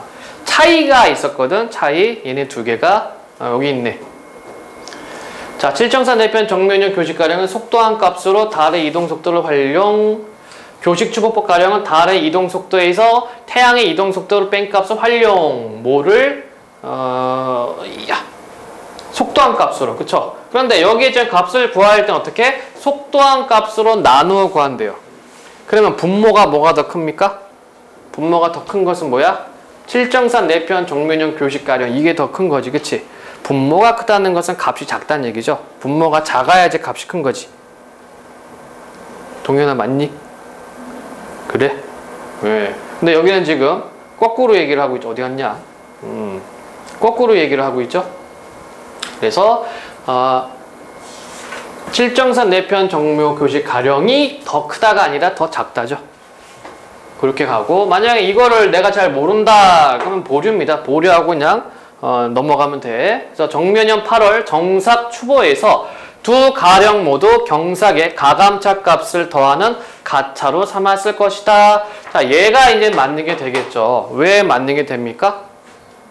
왜 맞아요? 자, 요거를 보면 가감차 값을 구해라 라고 했는데 요거에 대한 내용이 어디 있었냐면요. 어디 있더라? 여기 가감차 방식 여기 있고, 가감차 값은 영축차에서 지질차를 뺀 값을 속도한 값으로 나누어 구했다라고 돼 있어. 자, 이거 우리가 모른다고 치자. 속도한 값은 빼놓고, 그래서 가감차 값이 양일 때는 경삭 경망에 더하는 가차로 삼았고, 양일 때는 가차, 음일 때는 감차, 이렇게 얘기를 하고 있어요. 자, 그러면 우리가 이 박스 준 것 자료 안에서는요, 박스 준 거 안에서는 얘가 마이너스 2.39인데 마이너스 4.99를 빼야 돼. 그치? 그럼 이거 양의 값이 나오네. 맞죠? 양의 값이 나오니까 얘는 뭘 해야 돼요? 가차를 해줘야 되겠지. 자료 그대로 보면은. 여기서 이걸 빼라며. 그치? 영축차에서 지질차를 빼라고 얘기를 했잖아요. 그래서 3번을 보면은 가차로 삼았을 것이다. 이게 적절한 내용이 되겠죠. 지윤아, 이유 되니? 네? 이해되니? 처음부터 났어요. 처음부터 났어요. 아, 그래? 처음부터 맞았어? 네, 났어요. 아, 그래요? 뭐 어쩔 수 없고. 동규는 이해돼? 동규야? 이거 그냥 내용으로 가서 따라가 주면 돼요. 그래서 이 부분이란 말이야. 그러니까 아까 우리가 지문 분석할 때 가장 어려운 부분을 그 부분으로 연결을 했는데, 즉 여기에 영축차에서 지질차를 뺀 값에는 거의 어디 갔어요? 그 내용이 가감차 방식. 영축차에서 지질차를 뺀 값, 속도한 값을 나눈다 했는데 이거를 무시하더라도 지금 박스에 준 것은 요거란 말이야. 근데 여길 때는 뭐라고 했습니까? 여기는 마이너스 값이라고 얘기를 했고, 그럼 여기도 마이너스 값이잖아. 그치? 그럼 이거는 마이너스 2.39, 마이너스 4.99에 여기서 이거 빼면은 양의 값 나오니까 가차를 해줘야죠. 그렇죠? 나는 이렇게 이해를 했는데 이 지문을 동윤이는 어떻게 이해했니? 이렇게 이해했어요? 왜? 자, 4번. 정면년 8월 정삭 추보에서 두 가령 모두 가감차 계선에 영차를 사용했을 것이다. 영차가 아니라 여기는 축차죠. 축차. 그쵸? 이쪽으로 지금 가고 있으니까. 자, 정면년 8월 정삭 때 지구가 태양과 달 사이에 있을 것이다. 자, 삭은 뭐라고 그랬어요? 정삭은. 삭은 뭐라고? 태양, 달, 지구죠? 근데 이거는 지구, 태양, 달이니까 아니지. 그래서 적절한 가장 맞는 것은 3번이 되겠네요. 20번. 아, 이거 안 했네. 가장 적절한 거. 기억. 조선에서 일어나는 교식을 정확히 추구하기 위해 수시력을 연구하는 방법을 찾고자 했다. 먼저 기억을 볼까? 예, 조선만의 교식 추구 방법 맞고, 그 다음에 두 번째, 낮의 길이와 공전 속도가 비례하는 것으로 보인다. 니은. 니은이 어디 갔나? 니은이. 자, 북반구에서 관측한 태양은 동지쯤에 가장 빠르게 운행하는 것으로 보이고 하지쯤에 가장 느리게 운행하는 것으로 보인다. 자, 이거는 뭐다? 이 부분하고 실제 위치하고 평균 위치하고 같다고 얘기를 했죠. 그렇죠? 지문 안에서 같다고 얘기를 했기 때문에 예, 낮의 길이와 공전 속도가 비례한다. 예, 이거는 타당하게 생각할 수 있고요. 만약에 모른다 치면은 그냥 보려고 넘어가요. 근지점에서 달의 실제 위치와 평균 위치가 일치한다고 간주했다. 이게 이거네? 그쵸? 그럼 디귿은 뭡니까? 디귿. 내가 뭔가 거꾸로 본 것 같아요. 잠깐만. 디귿이 달이 지구와 가장 가까이 위치할 때인 근지점에서 지질차 값을 0, 지질차 값이 0이면은 지금 여기 설명한 것처럼 빵이네, 빵. 그치? 실제 위치와 평균 위치가 여기서 같아진다. 이게 맞고, 다시 기억. 조선에서 일어나는 교식을 정확히 추구하기 위해 수시력을 연구하는 방법을 찾았다. 아, 이거는 수시력을 연구하는 방법을 찾은 것이 아니라 보완하는 방법이었죠. 그쵸? 그래서 입성. 여기 아까 우리가 지문에서 나타난 것처럼 입성이 중국 기준이었는데 이것을 한양 기준으로 옮기기 위해서 한양의 위도를 구하라고 어명을 내렸다는 부분이 있었습니다. 그리고 4번은요. 질차는 음의 값을, 지차는 양의 값을 가진다고 보았다. 거꾸로 돼 있죠? 여기가 양의 값, 여기가 음의 값. 실제가 평균 위치보다 더 앞서 있기 때문에. 그 다음에 미음, 교식 추법법 가령의 속도한 값이 음의 값을 가진 것을 고려한 것이다. 물론 지문을 안 보고 그냥 얘기를 해버렸는데 미음이 뭐였더라? 태양이 달에 비해 느린 속도로 달과 같은 방향 이동하는 것처럼 보이는 현상을 고려한 것이다. 이렇게 되어 있고, 이거는 음의 값이 나올 수가 없죠. 속도한 값이 음의 값을 가지면은 이 무슨 설명인지 모르겠네. 여기는 이렇게 보면 교식 추보법 가령은 달의 이동 속도에서 태양의 이동 속도를 뺀과 활용, 이는 태양이 달에 비해 느린 속도로 달과 같은 방향 이동하는 것처럼 보이는 현상을 고려한 것이다. 네.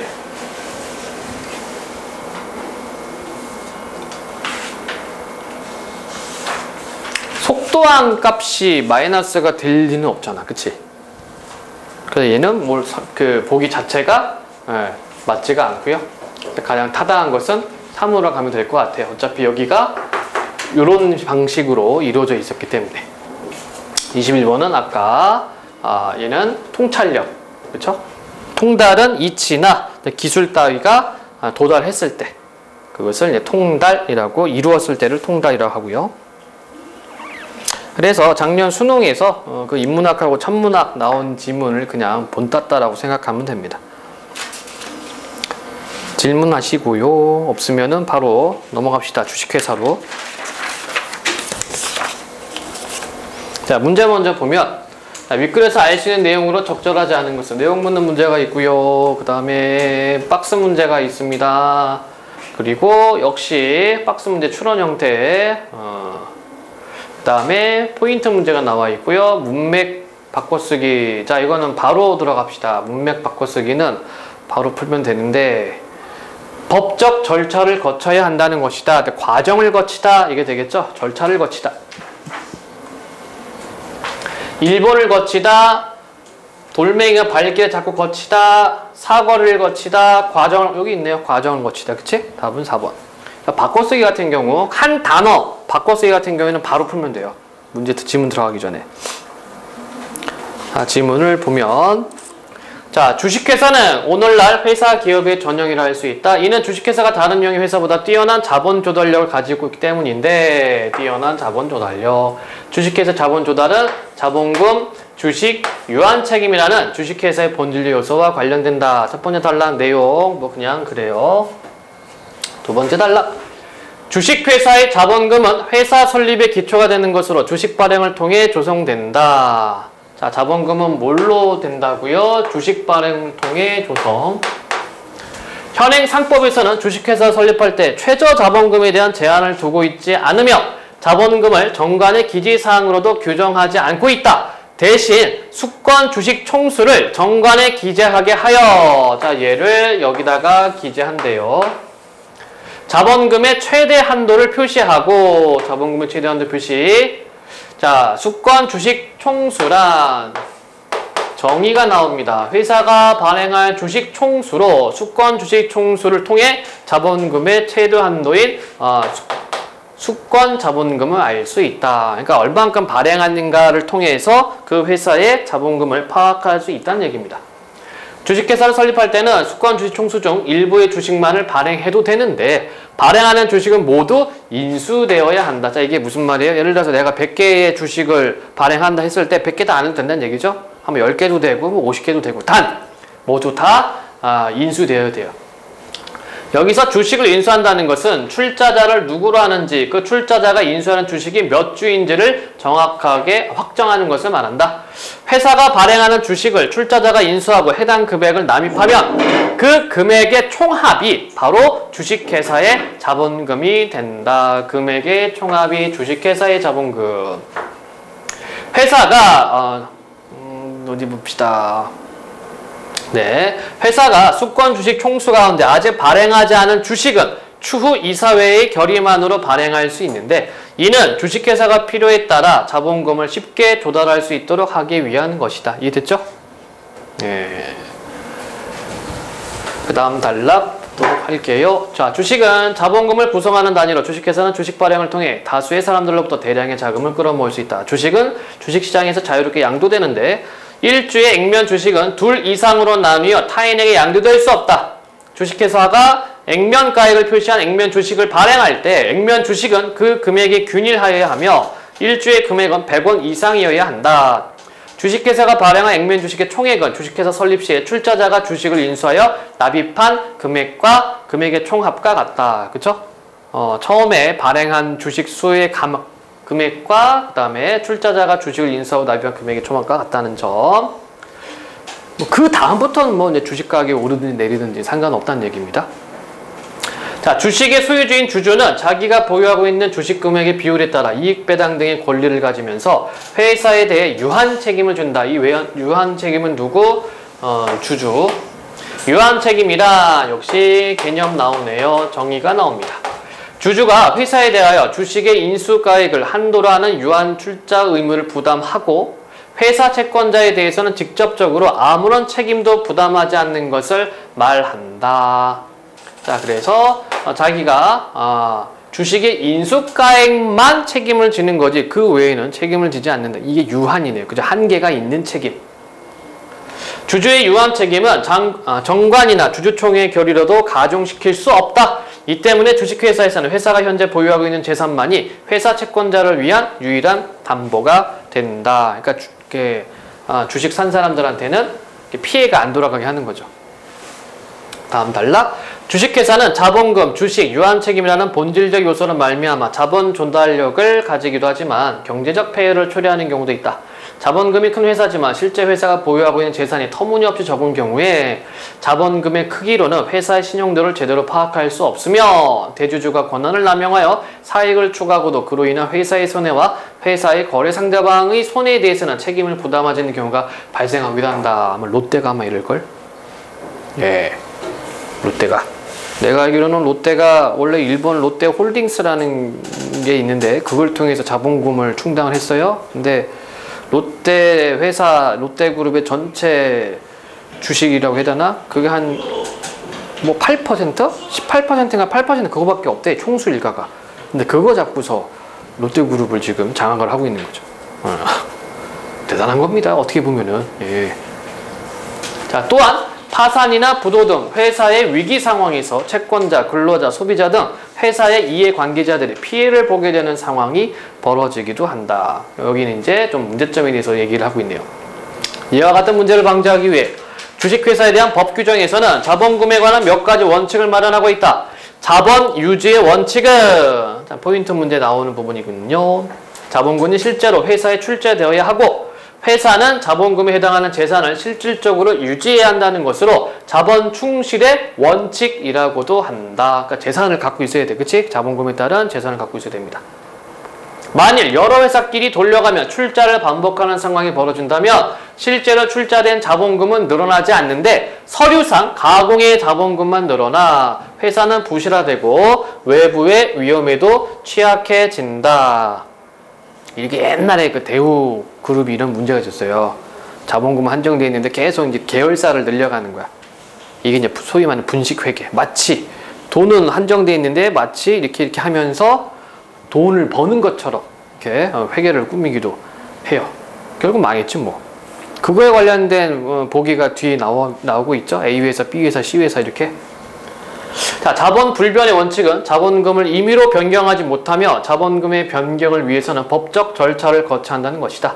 우리나라의 법률에서 자본금의 증가는 이사회의 결의만으로 가능하도록 한 반면에 자본금의 감소는 엄격한 법적 절차를 요구하고 있다.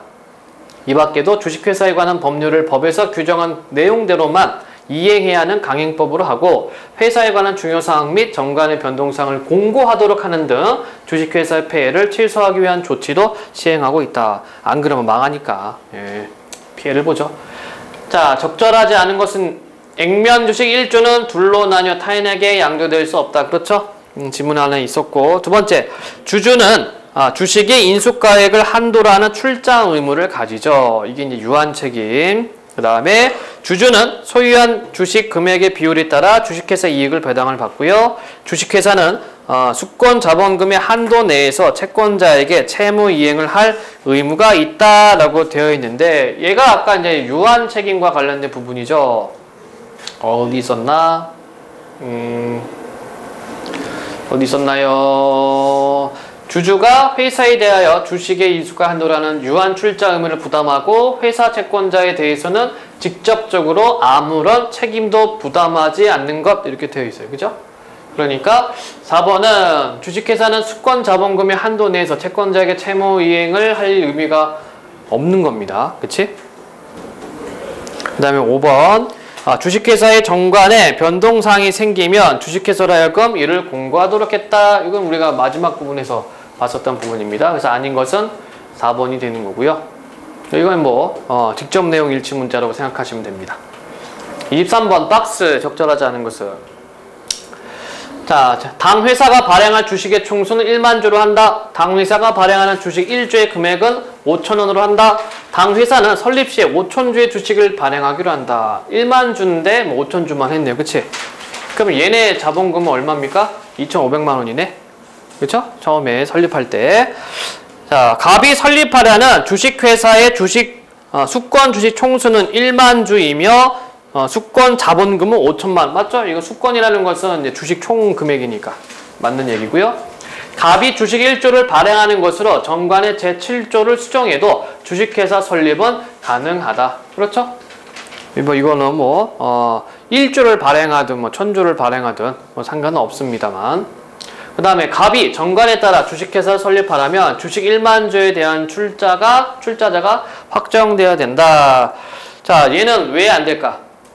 정관에 따라 주식회사 설립하려면 주식 1만 주에 대한 출자 확정된 아니요? 여기 5,000주의 주식을 발행하라고 했으니까 그치? 5,000주에 대한 출자자가 확정되면 됩니다. 이해되죠? 이거 5,000주라고 해놨잖아. 4번, 5번 확인. 갑이 정관에 따라 주식회사 설립하였다면 이 회사의 주주가 인수해 납입한 금액의 총합이 2,500만 원. 그쵸? 5,000 곱하기 5,000주니까. 갑이 정관에 따라 주식회사를 설립한 이후 이 회사의 미발행 주식을 발행하기 위해서 이사회의 결의를 통해서 자본금을 조달할 수 있다라고 얘기를 했습니다. 그래서 적절하지 않은 것은 3번이 되겠네요. 자, 24번. 자, 요게 이제 아까 여기 위에서 얘기했던 이거예요.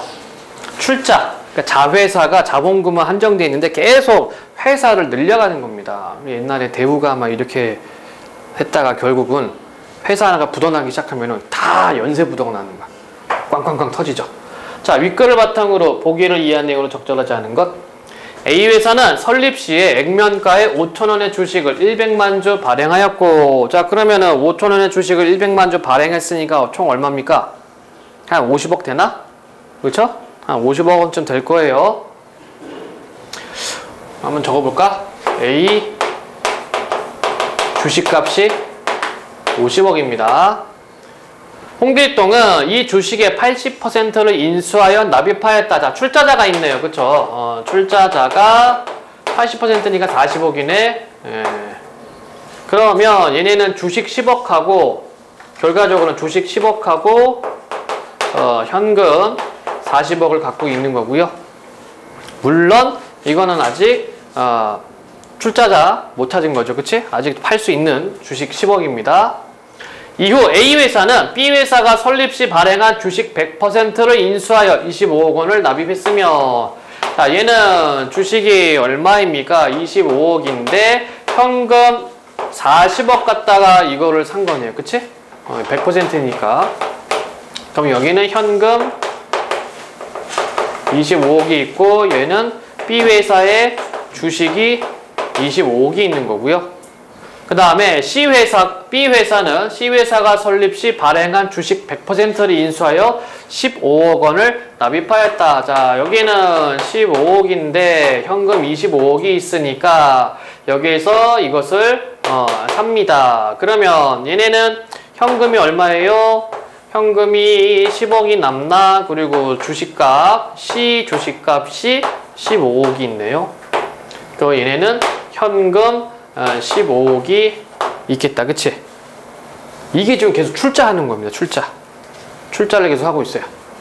자, 이후 C회사는 A회사의 주식 10억 원어치를 액면가액으로 사들였다. 자, 그러면 얘네들은요, 여기 10억이 있었잖아? 주식 10억이 현금 10억으로 바뀌고, 여기에는 현금 5억에다가 C회사는 현금 5억에다가 A회사의 주식 10억이 있다는 얘기죠. ABC 회사는 회사끼리 돌려가며 출자를 반복하여 자본금에 관한 원칙을 위배했다. 자, 그러면 이렇게 했을 때 어떻게 됩니까? 이렇게 했을 때 출자 반복하면 뭐라고? 자본금은 늘어나지 않는데 서류상의 가공의 자본금만 늘어난다고 되어 있잖아. 그러니까 요 금액을 다 더하면은, 그쵸? 금액이 쭉쭉쭉 올라간다는 얘기죠. 그런데 처음에 나온 돈은 얼마예요? 40억밖에 안 된다는 얘기야. 그치? 이게 흔히 말하는 이제 자본 출자를 통한 뭐 분식회계. 분식이라는 말이 분식점의 분식이 아니라 화장한다는 의미가 있거든. 그러니까 회계 장부를 예쁘게 꾸미는 거예요. 마치 돈을 많이 버는 것처럼. 보통 이제 이중장부 뭐 이런 거를 쓰기도 하는데요. 자, 1번. A회사가 파산한다면 C회사의 이해관계자가 피해를 보게 되는 상황이 벌어질 수 있죠. 이게 파산하면은 여기에서 산 주식이 휴지 조각이 되잖아. 두 번째, B회사가 부도가 난다면 A회사 자본금이 손실을 당연히 입죠. 여기에 왜냐면은 A회사가 지금 B회사의 주식을 25억을 갖고 있으니까.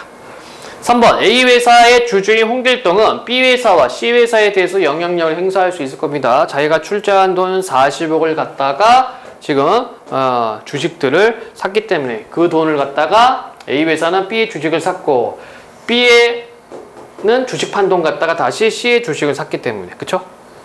그 다음에 C회사가 설립 시 발행한 주식의 80%를 B회사가 인수하였더라도 C회사의 설립 시 자본금은 달라지지 않죠.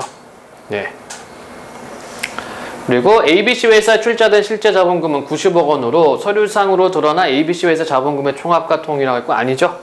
90억 원이 아닙니다. 처음에 출발한 출자자에 대한 40억, 또 다음 나중에 뭐 C에서 뭐 주식 10억을 팔았으니까 뭐 주식 10억 값 50억 이걸로 시작해가지고 계속 출자가 순환되고 있어요.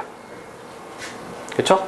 그래서 5번이 틀렸다. 그리고 지문에서도 뭐라고 얘기했습니까? 자본금은 실제로 출자된 자본금 늘어나지 않는데 서류상 가공의 자본금은 늘어난다 라고 했으니까 여기가 총합과 동일하면 안 되겠죠. 그래서 5번이 틀렸다는 얘기입니다. 그래서 결국 이렇게 하다가 뭐 하나 뻥 터지면 다 그냥 무너지는 거예요. 이런 것들이. 근데 근데 롯데가 저런 방식을 쓰고 있는 걸로 예전에 그것이 알고 싶단가? 그래서 본 것 같은데. 그러니까 적은 돈으로 많은 계열사를 이제 거느리는, 그러니까 주식 포함해서 막 그렇다고 합니다만. 자, 25번. 기업과 니은을 이해한 내용으로 가장 적절한 것은? 기억이 뭐였나?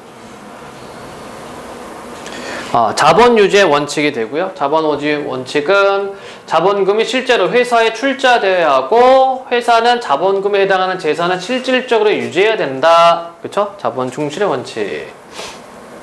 그 다음에 자본 불변의 원칙은 자본금을 임의로 변경하지 못하며 자본금의 변경을 위해서는 법적 절차를 해야 된다는 이야기이네요. 그러면 문제. 자, 기업의 목적은 주주의 권한을 확대하는 데 있다라고 되어 있습니다. 자, 기업은 주주의 권한을 확대하는 것이 아니라 저의 목적은 뭐였어요? 기업 부실을 방지하기 위한 거지, 그쵸? 여기 계속 이야기하고 있습니다. 그러니까 출자를 반복적으로 못하게 하는 겁니다. 실질적인 재산을 갖고 있어야 되는데 이렇게 돈 갖다 장난치지 말란 얘기예요. 그러다가 결국 어떻게 돼? 회사가 부실화되고 외부 위험에 취약해지니까. 그렇죠? 부실 방지 위험을 위해서 하는 게 목적이고요. 그 다음에 니은을 통해 소액을 가지고 주식회사를 설립하는 것을 제한할 수 있다. 자, 이거는요, 주식회사 설립 제한하는 것이 아니라 여기 나와 있는 것처럼 자본금 변경을 금지하는 겁니다. 그 다음에 3번. 니은은 자본금 감소를 엄격하게 하여 채권자를 보호한다. 이게 되겠네요. 그렇죠? 자본금 변경을 엄격하게 하고 감소도 엄격한 법적 절차를 요구하고 있다라고 되어 있습니다. 이렇게 해야지 여기에 투자한 사람들, 이런 사람들을 보호할 수가 있겠죠. 나머지들 4번. 기업 니은은 모두 채권자가 주식회사의 자금 운용 내용을 알 수 있게 한다. 아니고 기업 니은은 모두 주식회사의 정관 작성에 의한 원칙으로서 개인 간의 자유로운 주식 양도로 인한 폐해를 방지한다가 아니라 아까 얘기한 것처럼 기업은 출자 반복 금지, 니은은 자본금 임의 변경을 마음대로 바꾸는 것을 금지하는 거죠. 26번은 아까 읽기 전에 했고요. 쌤, 저 일찍 갈게요. 어디 가게? 집에. 그래? 좀 이따 가. 자, 27에서 29번 바로 보도록 합시다. 이청준의 황홀한 실종. 제목 자체가 뭐 역설법이네요. 그쵸? 실종은 안 좋은 건데 이거 황홀하다라고 얘기를 하니까. 자, 문제를 먼저 보면 A에 대한 설명으로 적절한 것은, 그러니까 A 보고 바로 풀면 되고요. 포인트 문제 나와 있고 박스가 있는데 보기를 바탕으로 윗글을 감상하라고 되어 있네요. 그치? 그럼 얘는 지문 읽기 전에 박스 읽고 들어갑니다. 이거밖에 없나? 자, 황홀한 실종에서 은행원인 윤일섭은 승진에서 여러 번 탈락한 후 문 안쪽에 대한 집착을 보이며 동물원의 새 울타리 안쪽의 공간까지 넘보게 된다. 자기 스스로를 유폐하고자 하는 이런 행동은 치열한 경쟁이 펼쳐지고 있는 자본주의적 질서 속에 순조롭게 편입되지 못한 자아가 지니고 있는 체제의 보호 속에 더 깊이 안주하고 싶어하는 욕망과 그와 관련된 불안감을 형성한 것이라고 할 수 있다. 그러니까 이 윤일섭의 사람은 뭐예요? 승진하고 싶은 거지 그 무리에 들어가고 싶은 거야. 이런 마음이 있네요. 이걸 바탕으로 지문을 봅시다. 소설 읽을 때 소설상 특징 잡고 묘사 잡고 끊어읽기. 그의 대학 재학 시기 역시 학생 시위가 빈발하던 한일회담 진행기를 전후하고 있었다. 이건 과거 회상인가 보다. 그런데 그 시위 이야기에 관한 그의 회상 가운데는 분명히 어떤 심상치 않은 의식의 도착 증세가 엿보이고 있었다. 그는 교문을 뛰쳐나가고 싶어 시위를 벌인 것이 아니라 학교를 다시 들어가려고 시위를 벌였노라는 주장이었다. 그의 이야기는 언제나 교문을 뛰쳐나가려는 쪽이 아니라 그 교문을 다시 들어가려고 했던 쪽에 기억의 초점이 맞춰지고 있었다. 교문을 나가려고 했던 쪽은 아예 기억조차 들추려 하지 않거나 그 자신도 어쩌면 그걸 까맣게 망각해 버리고 있는 것 같은 표정이었다. 기이한 의식의 전도였다. 여기 내용은 이 사람이 문제가 있어요. 그쵸? 문제가 있는데 회상을 하다 보니까 교문 한일회담이 있었던 날 교문 밖으로 나오는 것이 아니라 들어가려고 시위를 했다는 그런 내용이네요. 하지만 윤일섭의 그런 도착은 그의 직장생활에 대한 고충담과 불평 가운데서도 더욱 현저하게 드러났다. 그는 학교 시절 이야기에 한동안 열을 올리다가 종종 자신도 모르게 그 은행 시절까지 훌쩍 말을 비약해버리는 일이 흔했는데 그렇게 되면 일섭에게는 이미 자신의 사고로는 도저히 수습할 수 없는 심각한 혼란이 야기되곤 하였다. 자신 사고로는 도저히 수습할 수 없는 심각한 혼란이 야기된다. 전지적 작가 시점이네. 그죠? 인물의 심리 이야기를 해주고 있네요. 하지만 어떻게 보면 전 참 재수가 좋은 편이었어요. 우리는 끝끝내 그 교문을 마음대로 들어갈 수는 없었지만 그 대신 전 그보다도 더 비좁고 육중한 은행문을 용케 들어갈 수 있었으니까요. 무슨 뜻인지 아시겠습니까? 은행문을 들어가서 생각하니 전 그때 교문을 들어가기 위해 그토록 심한 소동을 벌인 것이 사실은 그 화성인들이 지키고 있는 학교문이 아니라 은행문을 돌진해 들어가기 위한 사전 연습이 아니었던가 싶어지는군요. 자, 그러면 이 사람은 은행에 들어온 것을 뿌듯하게 느끼고 있네. 그죠?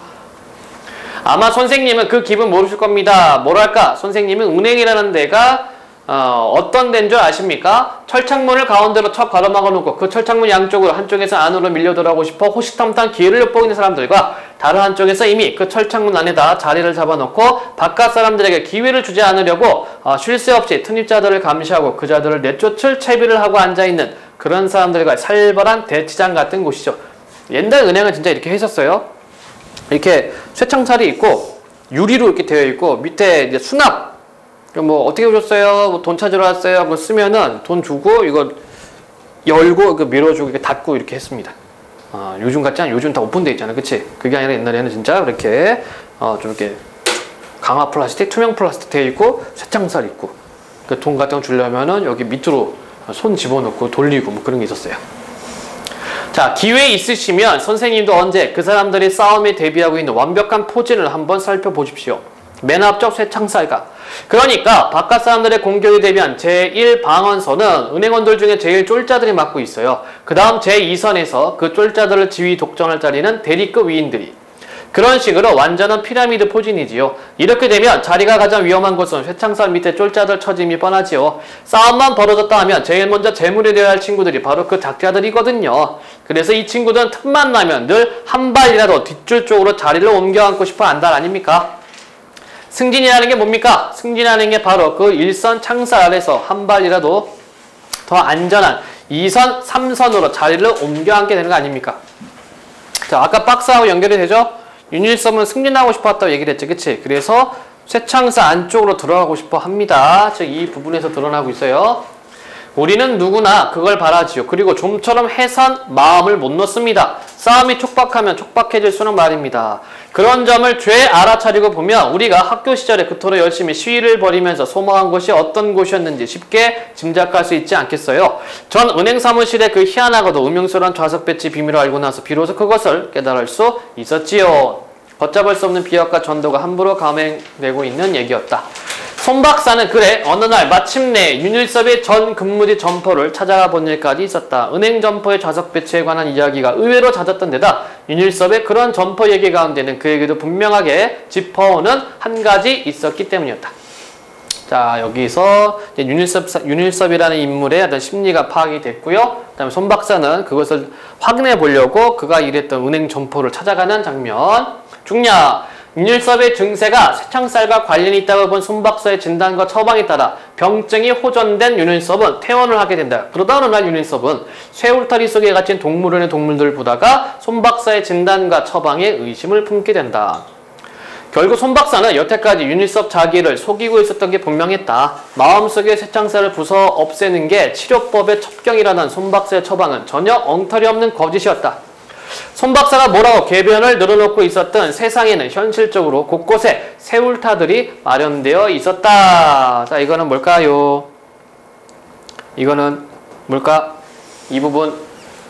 손 박사가 뭐라고 궤변을 늘어놓고 있었던 세상에는 현실적으로 곳곳에 쇠울타리들이 마련되어 있었다. 이건 뭡니까? 그러니까 이제 좀 소위 말하는 뭐 상류층, 상류계층, 그쵸? 그 다음에 뭐 계급, 못 들어오게 막고 있다는 것을 얘기해 준다는 얘기죠. 그러니까 치료하려고 윤일섭이라는 사람 치료하려고 즉 기억에 밑줄 친 것처럼 마음속의 쇠창살을 없애주려고 했는데 사실은 현실은 그렇지 않다는 얘기야. 그럼 뭐 윤일섭이라는 사람 미치게 되겠지, 그치? 현실은 안 그러니까. 그리고 그것은 물론 그 쇠울타리 안에 쾌적한 공간을 혼자 독차지하고 즐기는 자들을 위한 영리한 고안이었다. 선택을 받은 자들은 그 안전한 새울타리 보호 속에서 기분 좋게 바깥 세상 구경이나 하면서 살아가고, 선택받지 못한 자들은 바깥으로 쫓겨난 채 선택받은 자들의 모욕적인 눈길 속에 우왕좌왕 방황을 계속하고 있는 게 현실이었다. 그것은 참으로 윤일섭으로선 커다란 각성이었다. 하물며 그 울타리 안락한 보호가 사자 따위 들짐승에까지 이르러 있음이랴. 자, 윤일섭이 지금 동물원에서 새창살을 보면서 그 손 박사가 거짓말했구나. 저렇게 안락한 공간인데 세상은 이렇게 쇠창살이 있는데 이렇게 지금 느끼고 있는 거예요, 윤일섭이. 손 박사도 실상은 그 선택받은 자들과 한 무리임이 분명했다.